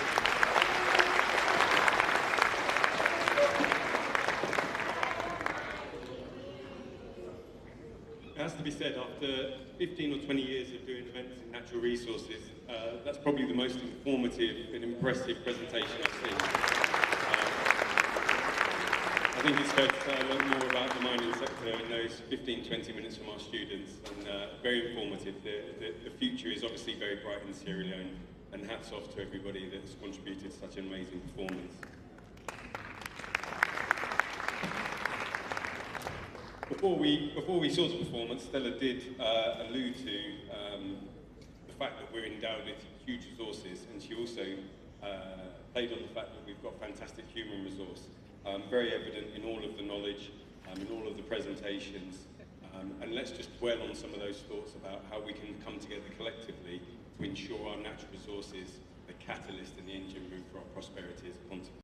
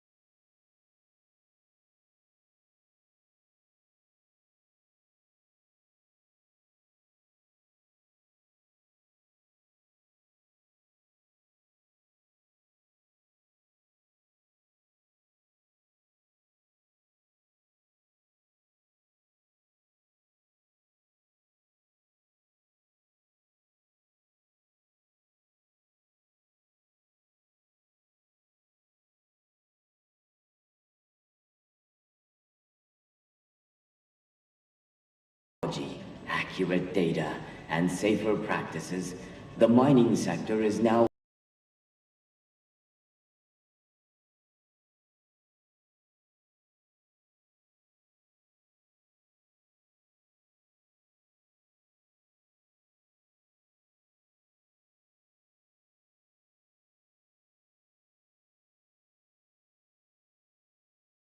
one we had. And also we actually formed partnerships, both national and international, with various organizations to ensure that we explore our mineral resources and explain them in a way that those benefits will transition to broad-based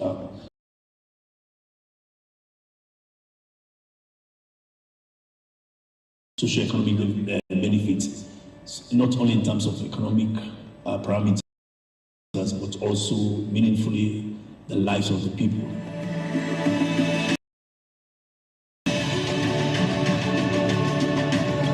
But then, of course, there are new minerals also coming on board because of the new trend in the global demand and supply. And Sierra Leone is pivotal, and I do believe we have a role to play.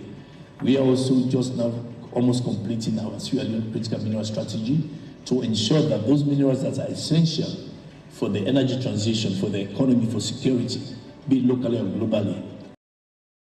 We provide a stewardship, a custodianship in a way that is well managed. We've also seen new minerals coming on board based on the global demand. Heavy mineral sands, something that we never spoke of 5 years ago. Heavy mineral sands, there's a cocktail of ilmenite, rutile, zircon, dioxin, monazite that are now being mined. A few years ago, nobody was looking at them. Last year, they were the third contributor in terms of export for the country, over $99 million worth of export. We do believe the future looks bright. I have no doubt that, with the combined knowledge of the young men and young women we have,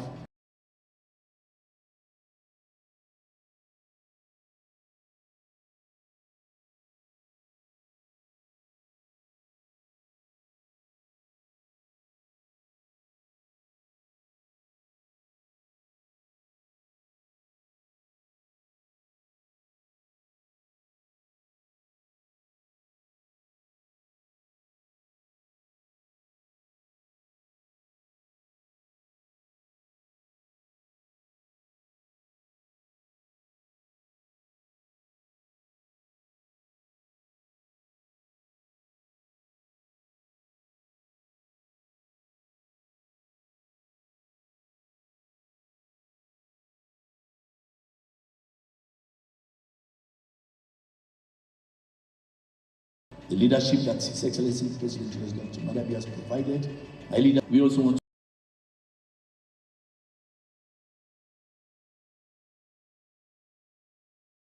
to see our young men of this mining week, which is sustainable.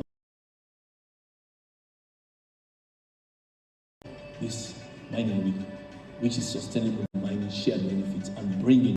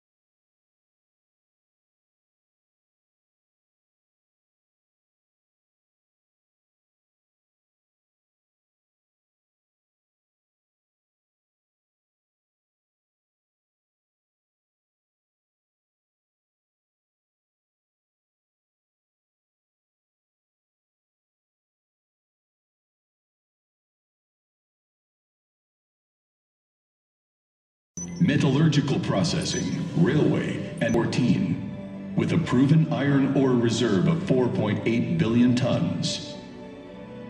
In January 2020, we were granted the mining license for the new Tonkalili iron ore project.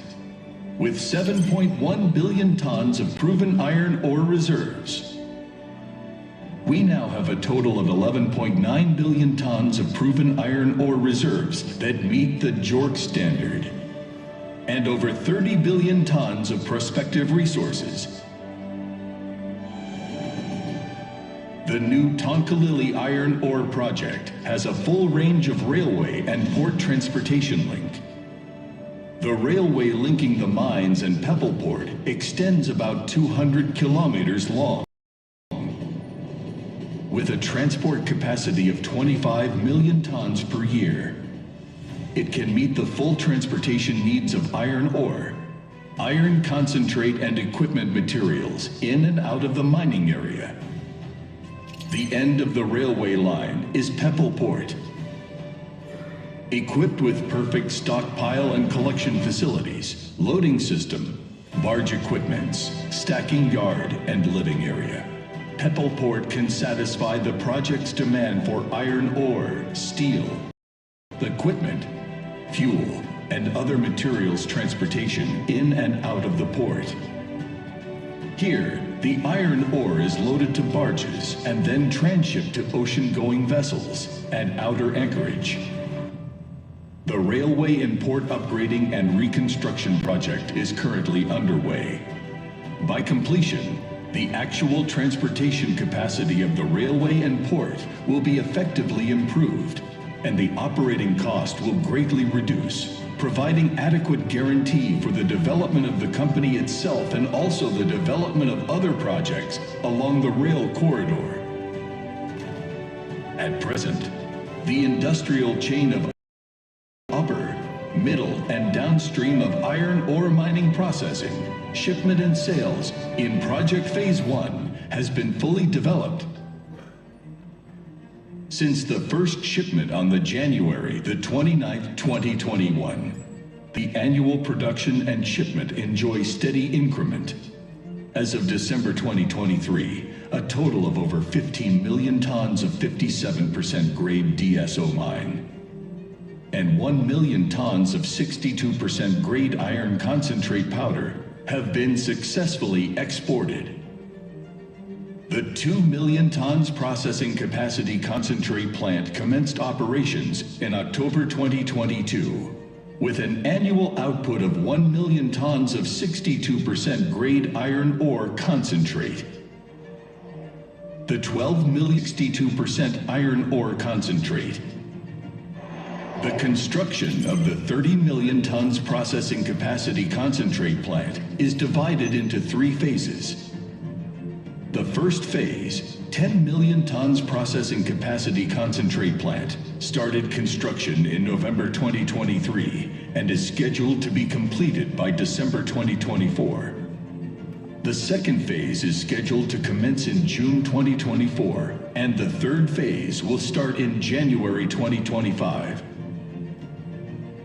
The feasibility studies of Sokoya, Gafaya, Malumpo mine development have been completed. Supplementary exploration work and other pre-development preparations are currently underway. The company plans to achieve the production and sales target of 20 million tons of iron concentrate per annum by the end of 2026. With our own experience and advantages, we are actively exploring and diversifying its business scope on lithium mines, bauxite, rutile, gold mines, and agricultural programs. Leone Rock Metal Group is extending its footprints in shipping and logistics. The company now owns 3 Cape-size vessels and plans to acquire 10 Cape-size vessels by December 2024. The company is constructing our own transshipment system, which is expected to be completed by December 2024. At the same time, we are building the West Africa Logistics Center, which has obtained the required qualification, and dozens of equipment and material suppliers have settled in. It will provide efficient services and convenient transportation conditions for the mining development and trade in Sierra Leone and surrounding countries. We also plan to build the first ever steel aluminocement integrated industrial park in Sierra Leone to transform from mining to industry. Meanwhile, the company is actively participating in the planning and construction of Sierra Leone's new industrial city by utilizing its industrial and talent advantages. We attach great value to ESG implementation. Established in Sierra Leone, we now have about 5,000 employees, and the national staff accounts for over 95%. The company attaches great importance to skills and corporate culture improvement. The corporate culture of respect, share, cooperation, and progress has been deeply rooted in the bottom heart of the members of Leone Rock family. So we have done a lot of community development projects in our communities. We have been able to pay CDA for the first that we pay 1%. Actually, we are the first company that paid 1% of our annual revenue to the communities. So you definitely see that we are going to have more nationals stepping into senior management roles, or more nationals doing most of the critical work, especially the skills-based work. The company values environmental protection and adheres to the concept of green and sustainable.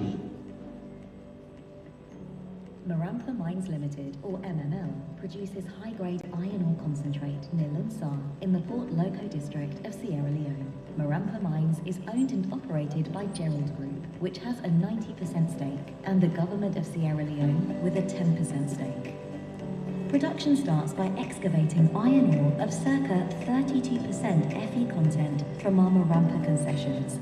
Mining activities include drill and blast of hard ore. The ore is transported from the mine pit to feeding points at the processing plant to produce 65% Fe grade iron ore concentrate branded Marampa Blue. Currently, the plant produces 3.25 million tons per annum of high-grade iron ore concentrate, having completed its first expansion from an initial configuration of 2 million tons per year.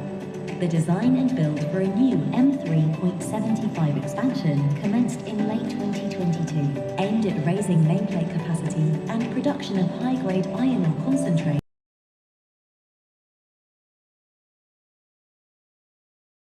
to 3.75 million tons per annum and at processing competent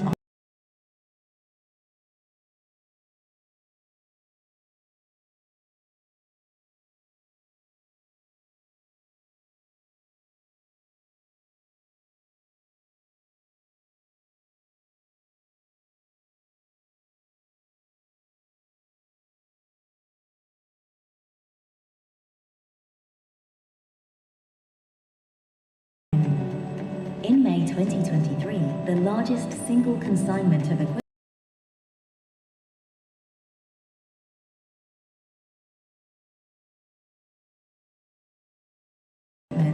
ML's operations will benefit from expanded crushing, milling, beneficiation and power generation capacity. The commissioning of the M3 75 expansion represents a total investment of 200 and a significant milestone for the Marampa project.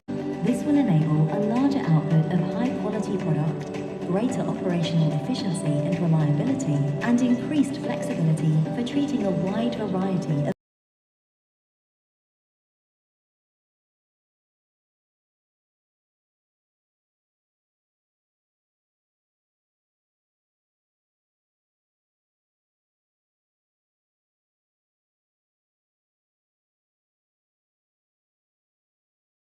diversity and building a strong workforce. In 2023, we surpassed our 30% target for women who now represent 34% of our direct employees, a major milestone. Among our key sustainability initiatives, MML Farm supplies fruit and vegetables to the mine's workforce. Our on-site farm is designed around a circular economy concept and a nature-based regenerative approach. Powered by solar energy, it aims to minimize or eliminate waste and exposure to external supply chains. MML has become the first mining company in Sierra Leone to use dry stacking methodology for the deposition of tailings.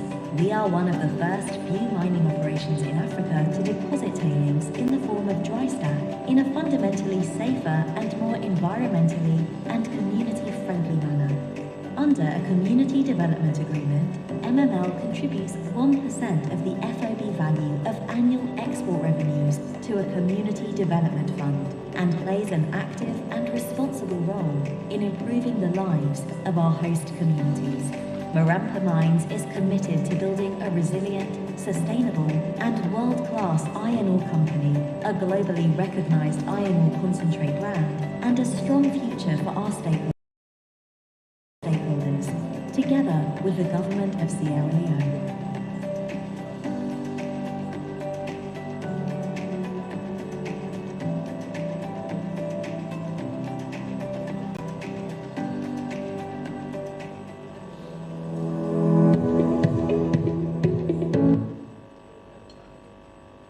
All right. Thank you so much. You know, to host an event of this magnitude cannot be achieved without our sponsors. So please, another round of applause for them. They've made this event possible, as well, of course, the government of Sierra Leone. But aside from that, we want to say thank you to the kids. They are a reminder of why we are here. Also a reminder to the president on why he is the president of Sierra Leone and why, you know, they are the priority. So we must commend the government for paying a lot of premium on the human capital development. So please, a round of applause for government and for the president. And we also want to say thank you to all our visitors from across Africa, because you all hold important roles in shaping the future of mining in Africa as we talk about beyond exploration, beyond mining, to value addition. So please, a round of applause to our visiting ministers and delegates. So, as we run along with the program, now we would like to make welcome the host of the event, of course, from the mines.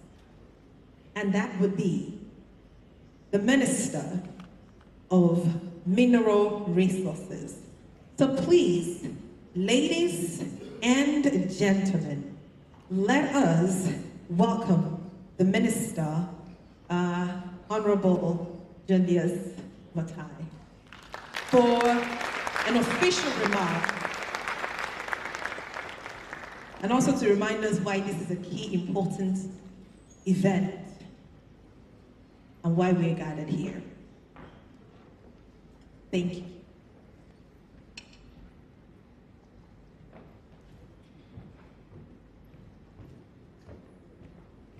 Your Excellency, Dr. Julius Madabio, President of the Republic of Sierra Leone, Speaker of the House of Parliament, Chief Minister, colleague ministers and deputy ministers of the Republic of Sierra Leone present here, members of the Diplomatic and Consular Corps, Chairman of the African Diamond Producers Association and Minister of Mines and Minerals Development of the Republic of South Africa, Honorable Winston Chitango, Honorable Ministers and representatives of ADPA from other African states, esteemed members, observers and delegates of the ADPA, Honorable Members of Parliament, the Mayor of the Municipality of Freetown, paramount chiefs and community stakeholders, heads of government ministries, departments and agencies, executives and representatives from mining companies and investment institutions, sponsors, exhibitors, industry experts, civil society organizations, academia, members of the Fourth Estate, distinguished ladies and gentlemen, good morning. It is with great pride and joy that I welcome you all to the Sierra Leone Mining Week 2025 and the 10th African Diamond Producers Association Direct Meeting of Council of Ministers from member states, Guinea, Liberia, Ghana, Cote d'Ivoire, Togo, Republic of Congo, Democratic Republic of Congo, Angola, Namibia, South Africa, Zimbabwe, Mozambique, Tanzania, and the observer countries, Gabon, Russia,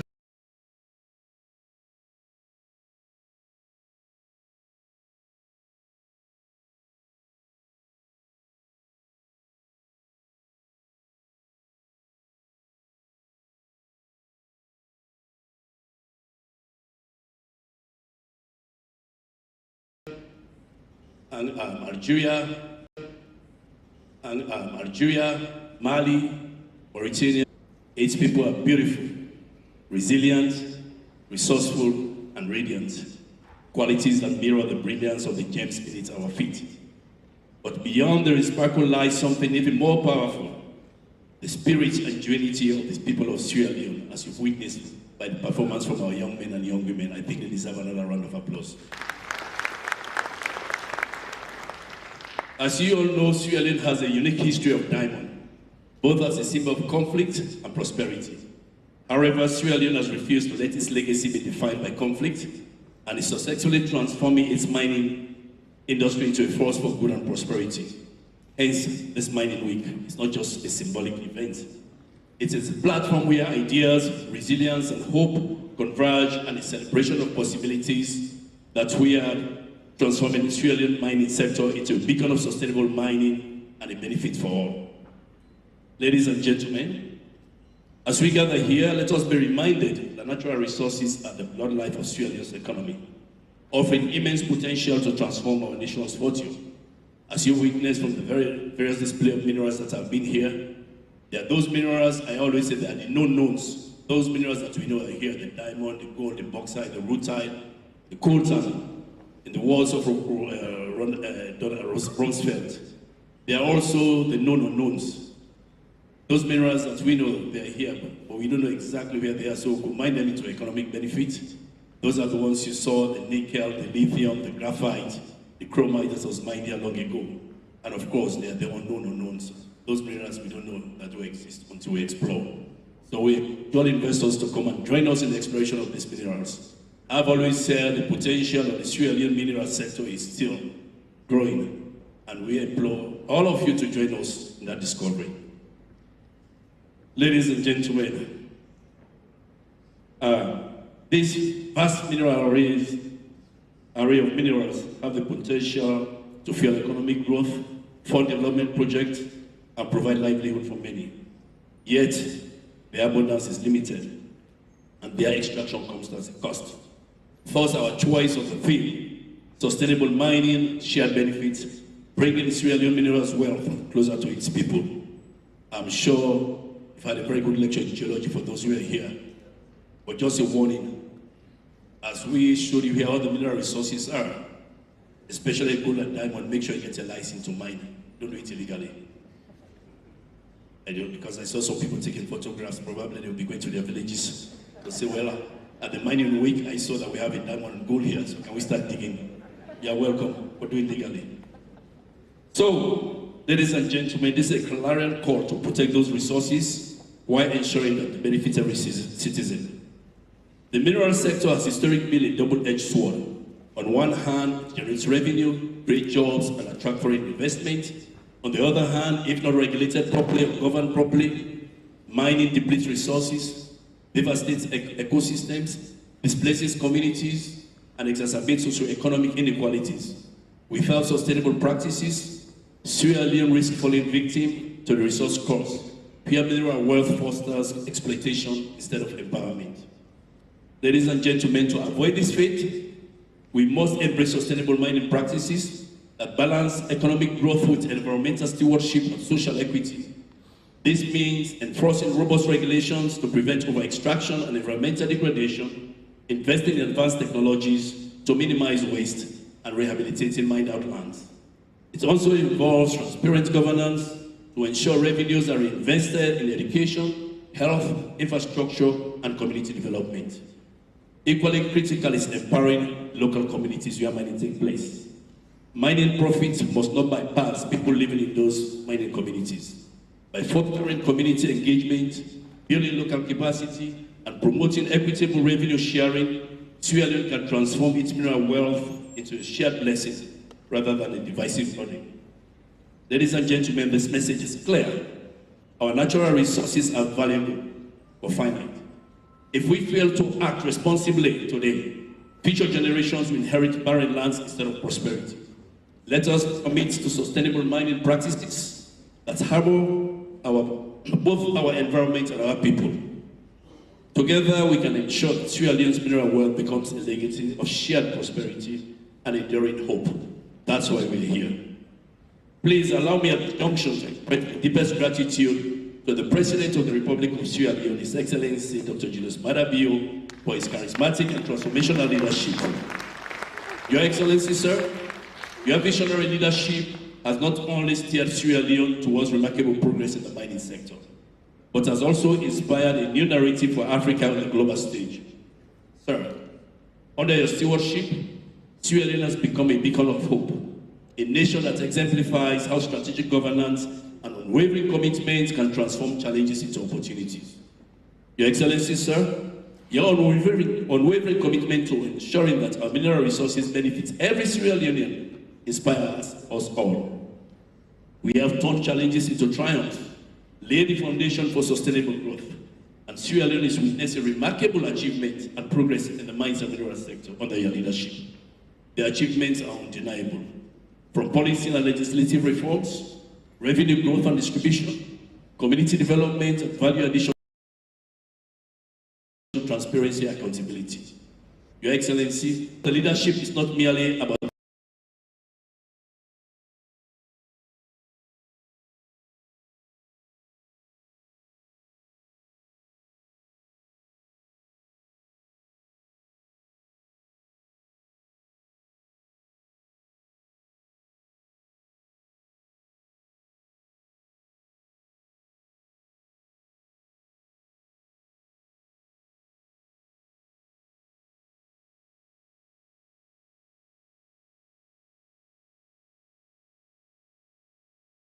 have strengthened our collective resolve to transform Africa's diamond section. On behalf of everyone here present, please allow me to salute Honorable Minister Chitando, the ADPA Council of Ministers, Committee of Experts, and the Executive Secretariat. Thank you. Ladies and gentlemen, Sierra Leone mining sector is undergoing a renaissance, with reforms aimed at enhancing transparency, strengthening regulatory frameworks, and fostering investor confidence. This country is setting new benchmarks for excellence in resource management. Our government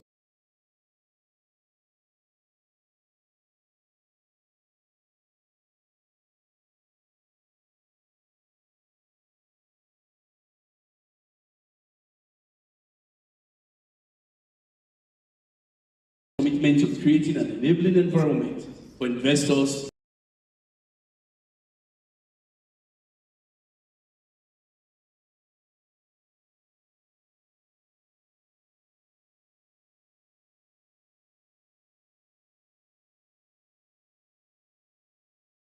The G7 Diamond Protocol threatens supply chain disruption for African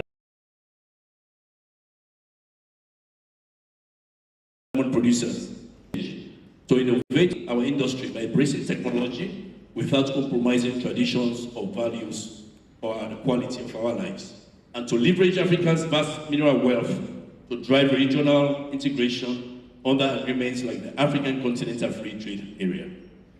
Ladies and gentlemen, as the incoming chairman of ADPA, I pledge to lead with resilience and foresight as we navigate these complexities together. With support from the government of Sierra Leone and my colleague ministers from the various ministries and departments and agencies, especially the Ministry of Mines and Mineral Resources and the National Minerals Agency, we continue to build on past and present successes while driving forward ADPA sustainable diamond standards to ensure ethical sourcing practices across Africa, strengthening the Kimberley Process Certification Scheme, and to prevent conflict diamonds from entering the global market. We will also confront global geopolitics such as the G7 Diamond Protocol, which threatens African diamond producers by bypassing established frameworks like the Kimberley Process Certification Scheme and addressing challenges posed by lab-grown diamonds through innovations in marketing strategies while preserving the heritage of natural diamonds. As we gather here today, we are reminded of the immense power of coordination, cooperation, and collaboration. ADPA stands as a testament of what we can achieve when we unite under a common purpose, to harness our natural resources responsibly and equitably for the benefit of our people. Africa is blessed with unparalleled wealth underneath its wealth. Diamonds that sparkle potential, minerals that fuel industries nationwide, worldwide, and resources that hold the key to our collective future. Yet, these treasures must be managed with care, ensuring they serve as catalysts for development rather than sources of division. That's why forums like ADPA are so critical. They provide us with the opportunity to align our strategies, share our best practices,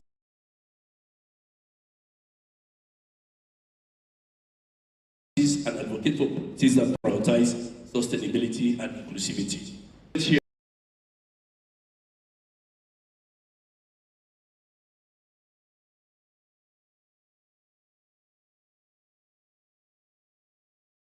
And policymakers, let us go. Here lies an opportunity not just to achieve financial returns, but to be part of our transformative journey. One where your investment leaves an indelible mark on the economy of this country and the people of Sierra Leone. To the industry experts who are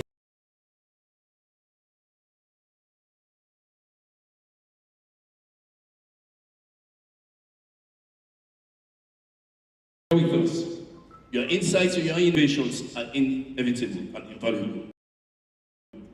Let us work together to adopt cutting-edge technologies that enhance efficiency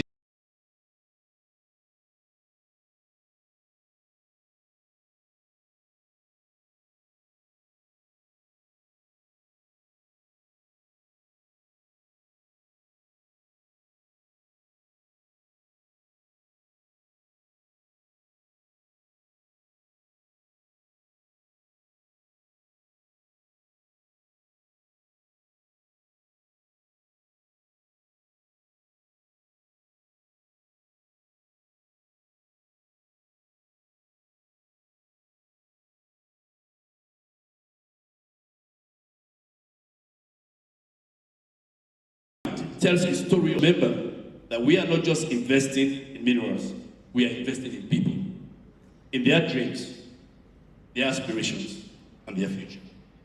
Let us seize this moment with courage and conviction.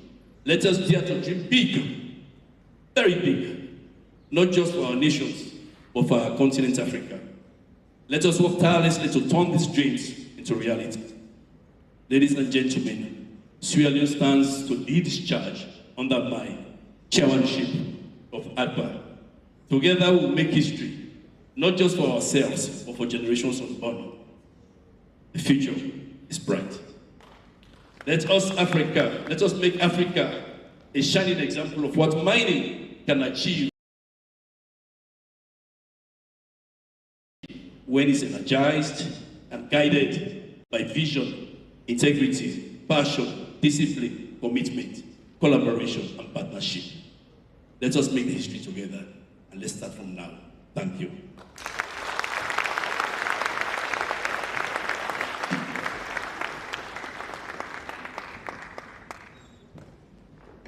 Thank you, Mr. Minister, for such a powerful message. Now, he is the Minister of Mines and Mineral Resources of Sierra Leone and APA Vice Chair. But as of today, we officially congratulate you as the Chair of APA.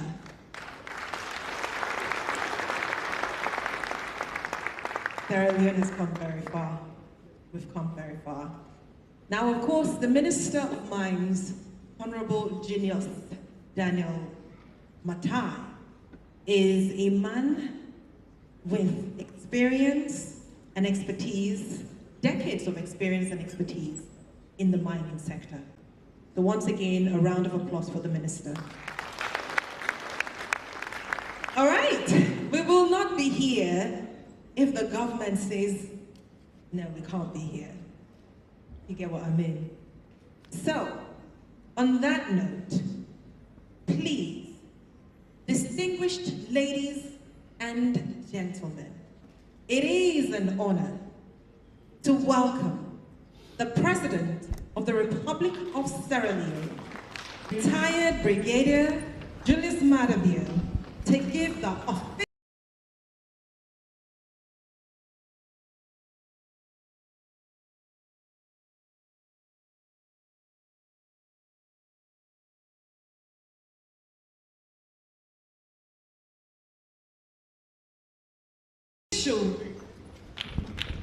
statement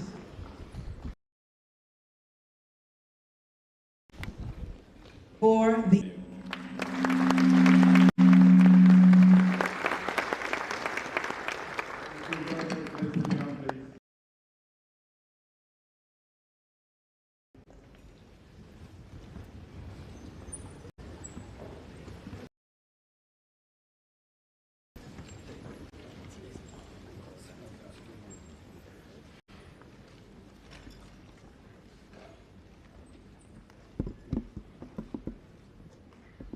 Chief Minister,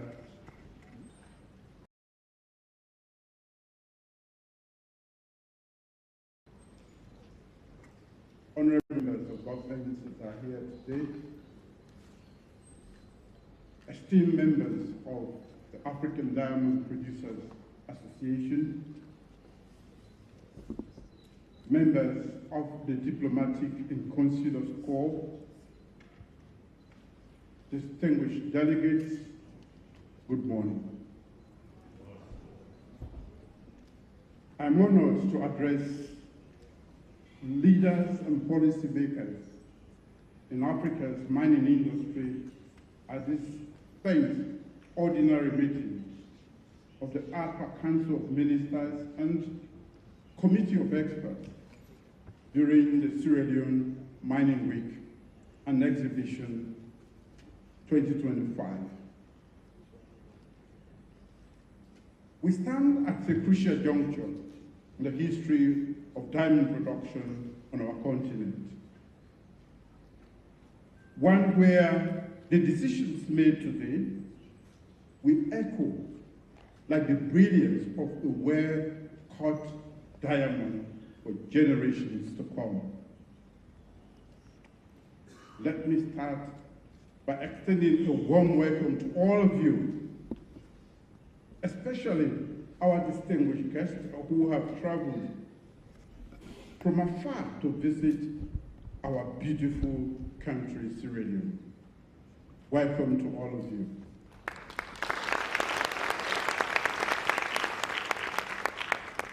As you admire our breathtaking natural landscape, I also look forward to you experiencing the genuine warmth and hospitality of our great people. Distinguished delegates, I begin by commending mines and mining development. I also acknowledge the APAD Vice Chair and Minister of Mines and Mineral Resources of Sierra Leone, Honorable Julius Daniel Matai, who is taking up the leadership of the esteemed organization today. My sincere thanks also goes to APAP Secretariat for organizing this all-important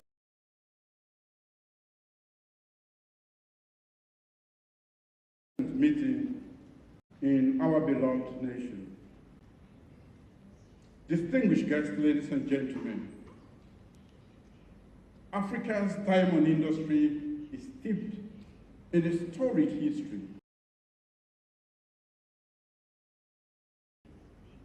Intertwined with our diverse cultures and soaring aspirations.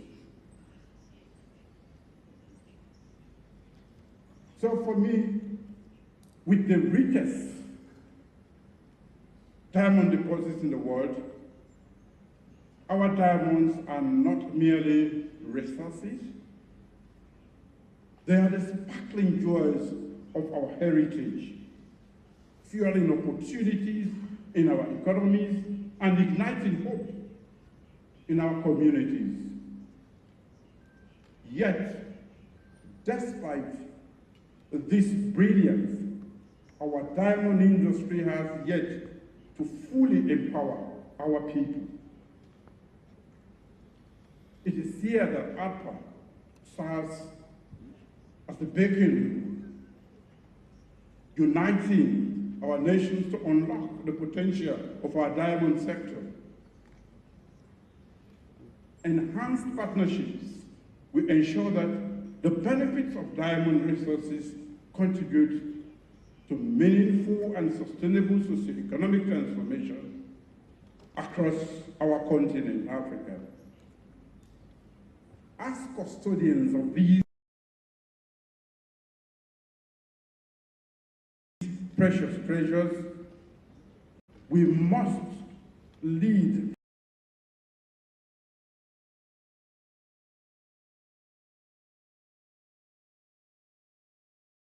in ethical sourcing and ensure that every diamond mined in Africa achieves APA's 4 main objectives, which are: 1, to foster cooperation among member countries, 2, adopt harmonized legal solutions across member countries, 3, promote mutual technical assistance, and 4, transform concrete diamonds into symbols of peace and sustainable development.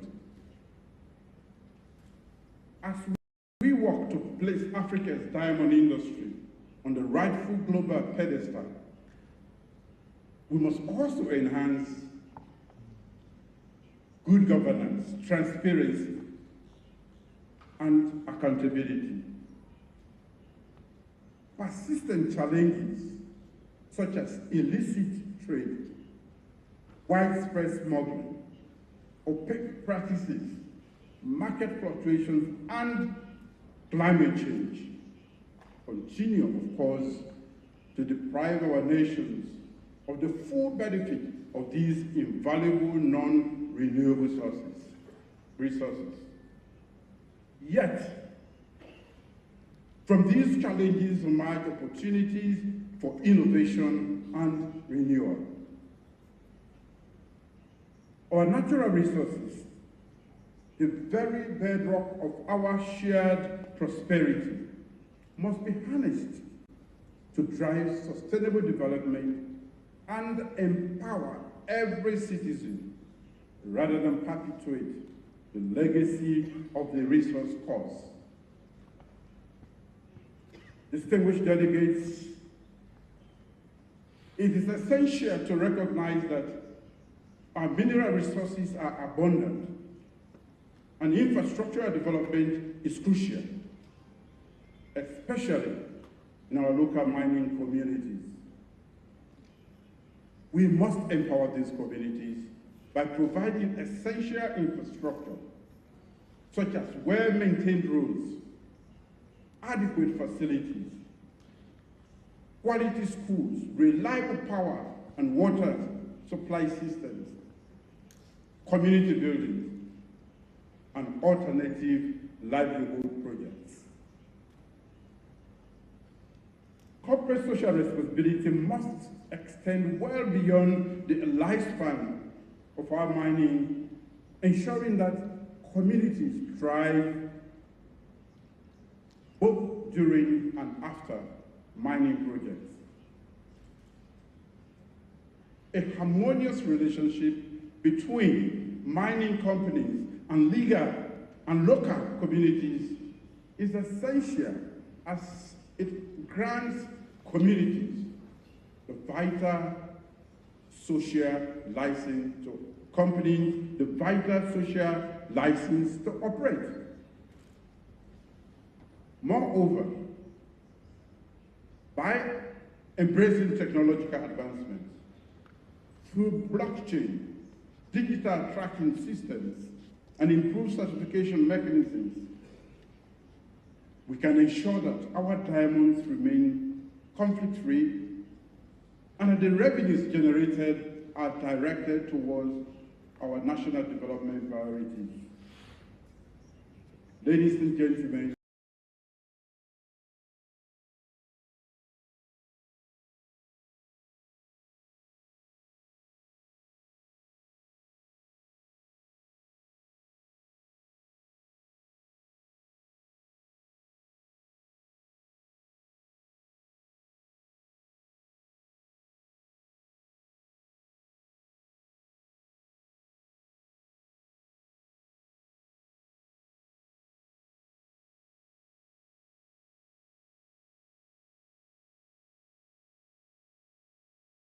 comprehensive legal and institutional reforms.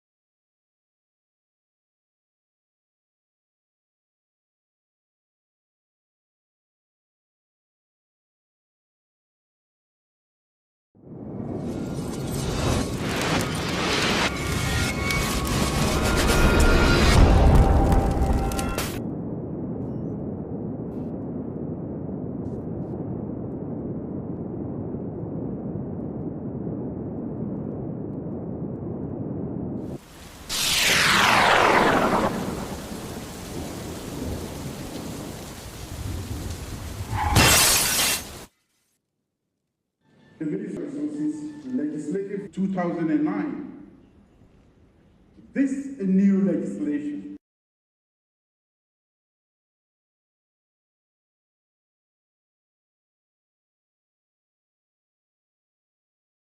not only enhance provision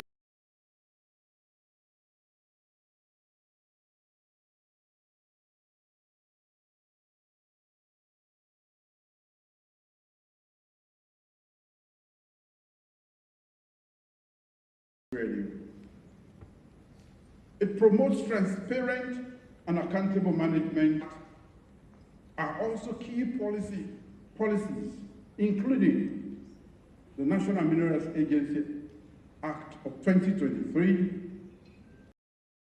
and the Extractive Industries Revenue Act of 2018. Together, these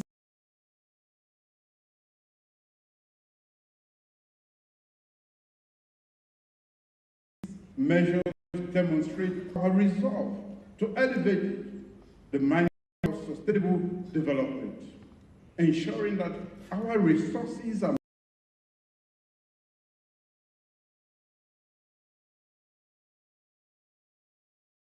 managed with both prudence and vision. Ladies and gentlemen,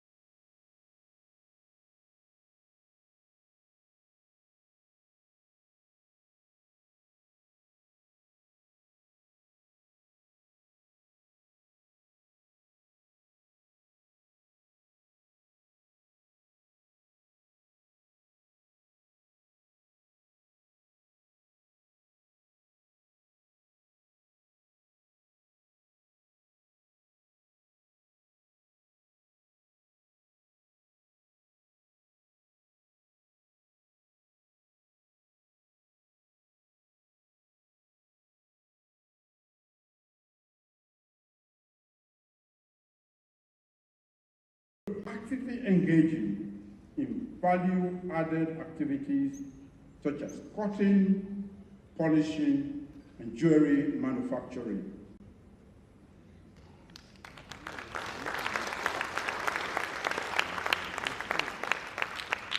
This strategic evolution will create jobs, expand our industrial base, and increase revenue, ultimately reducing our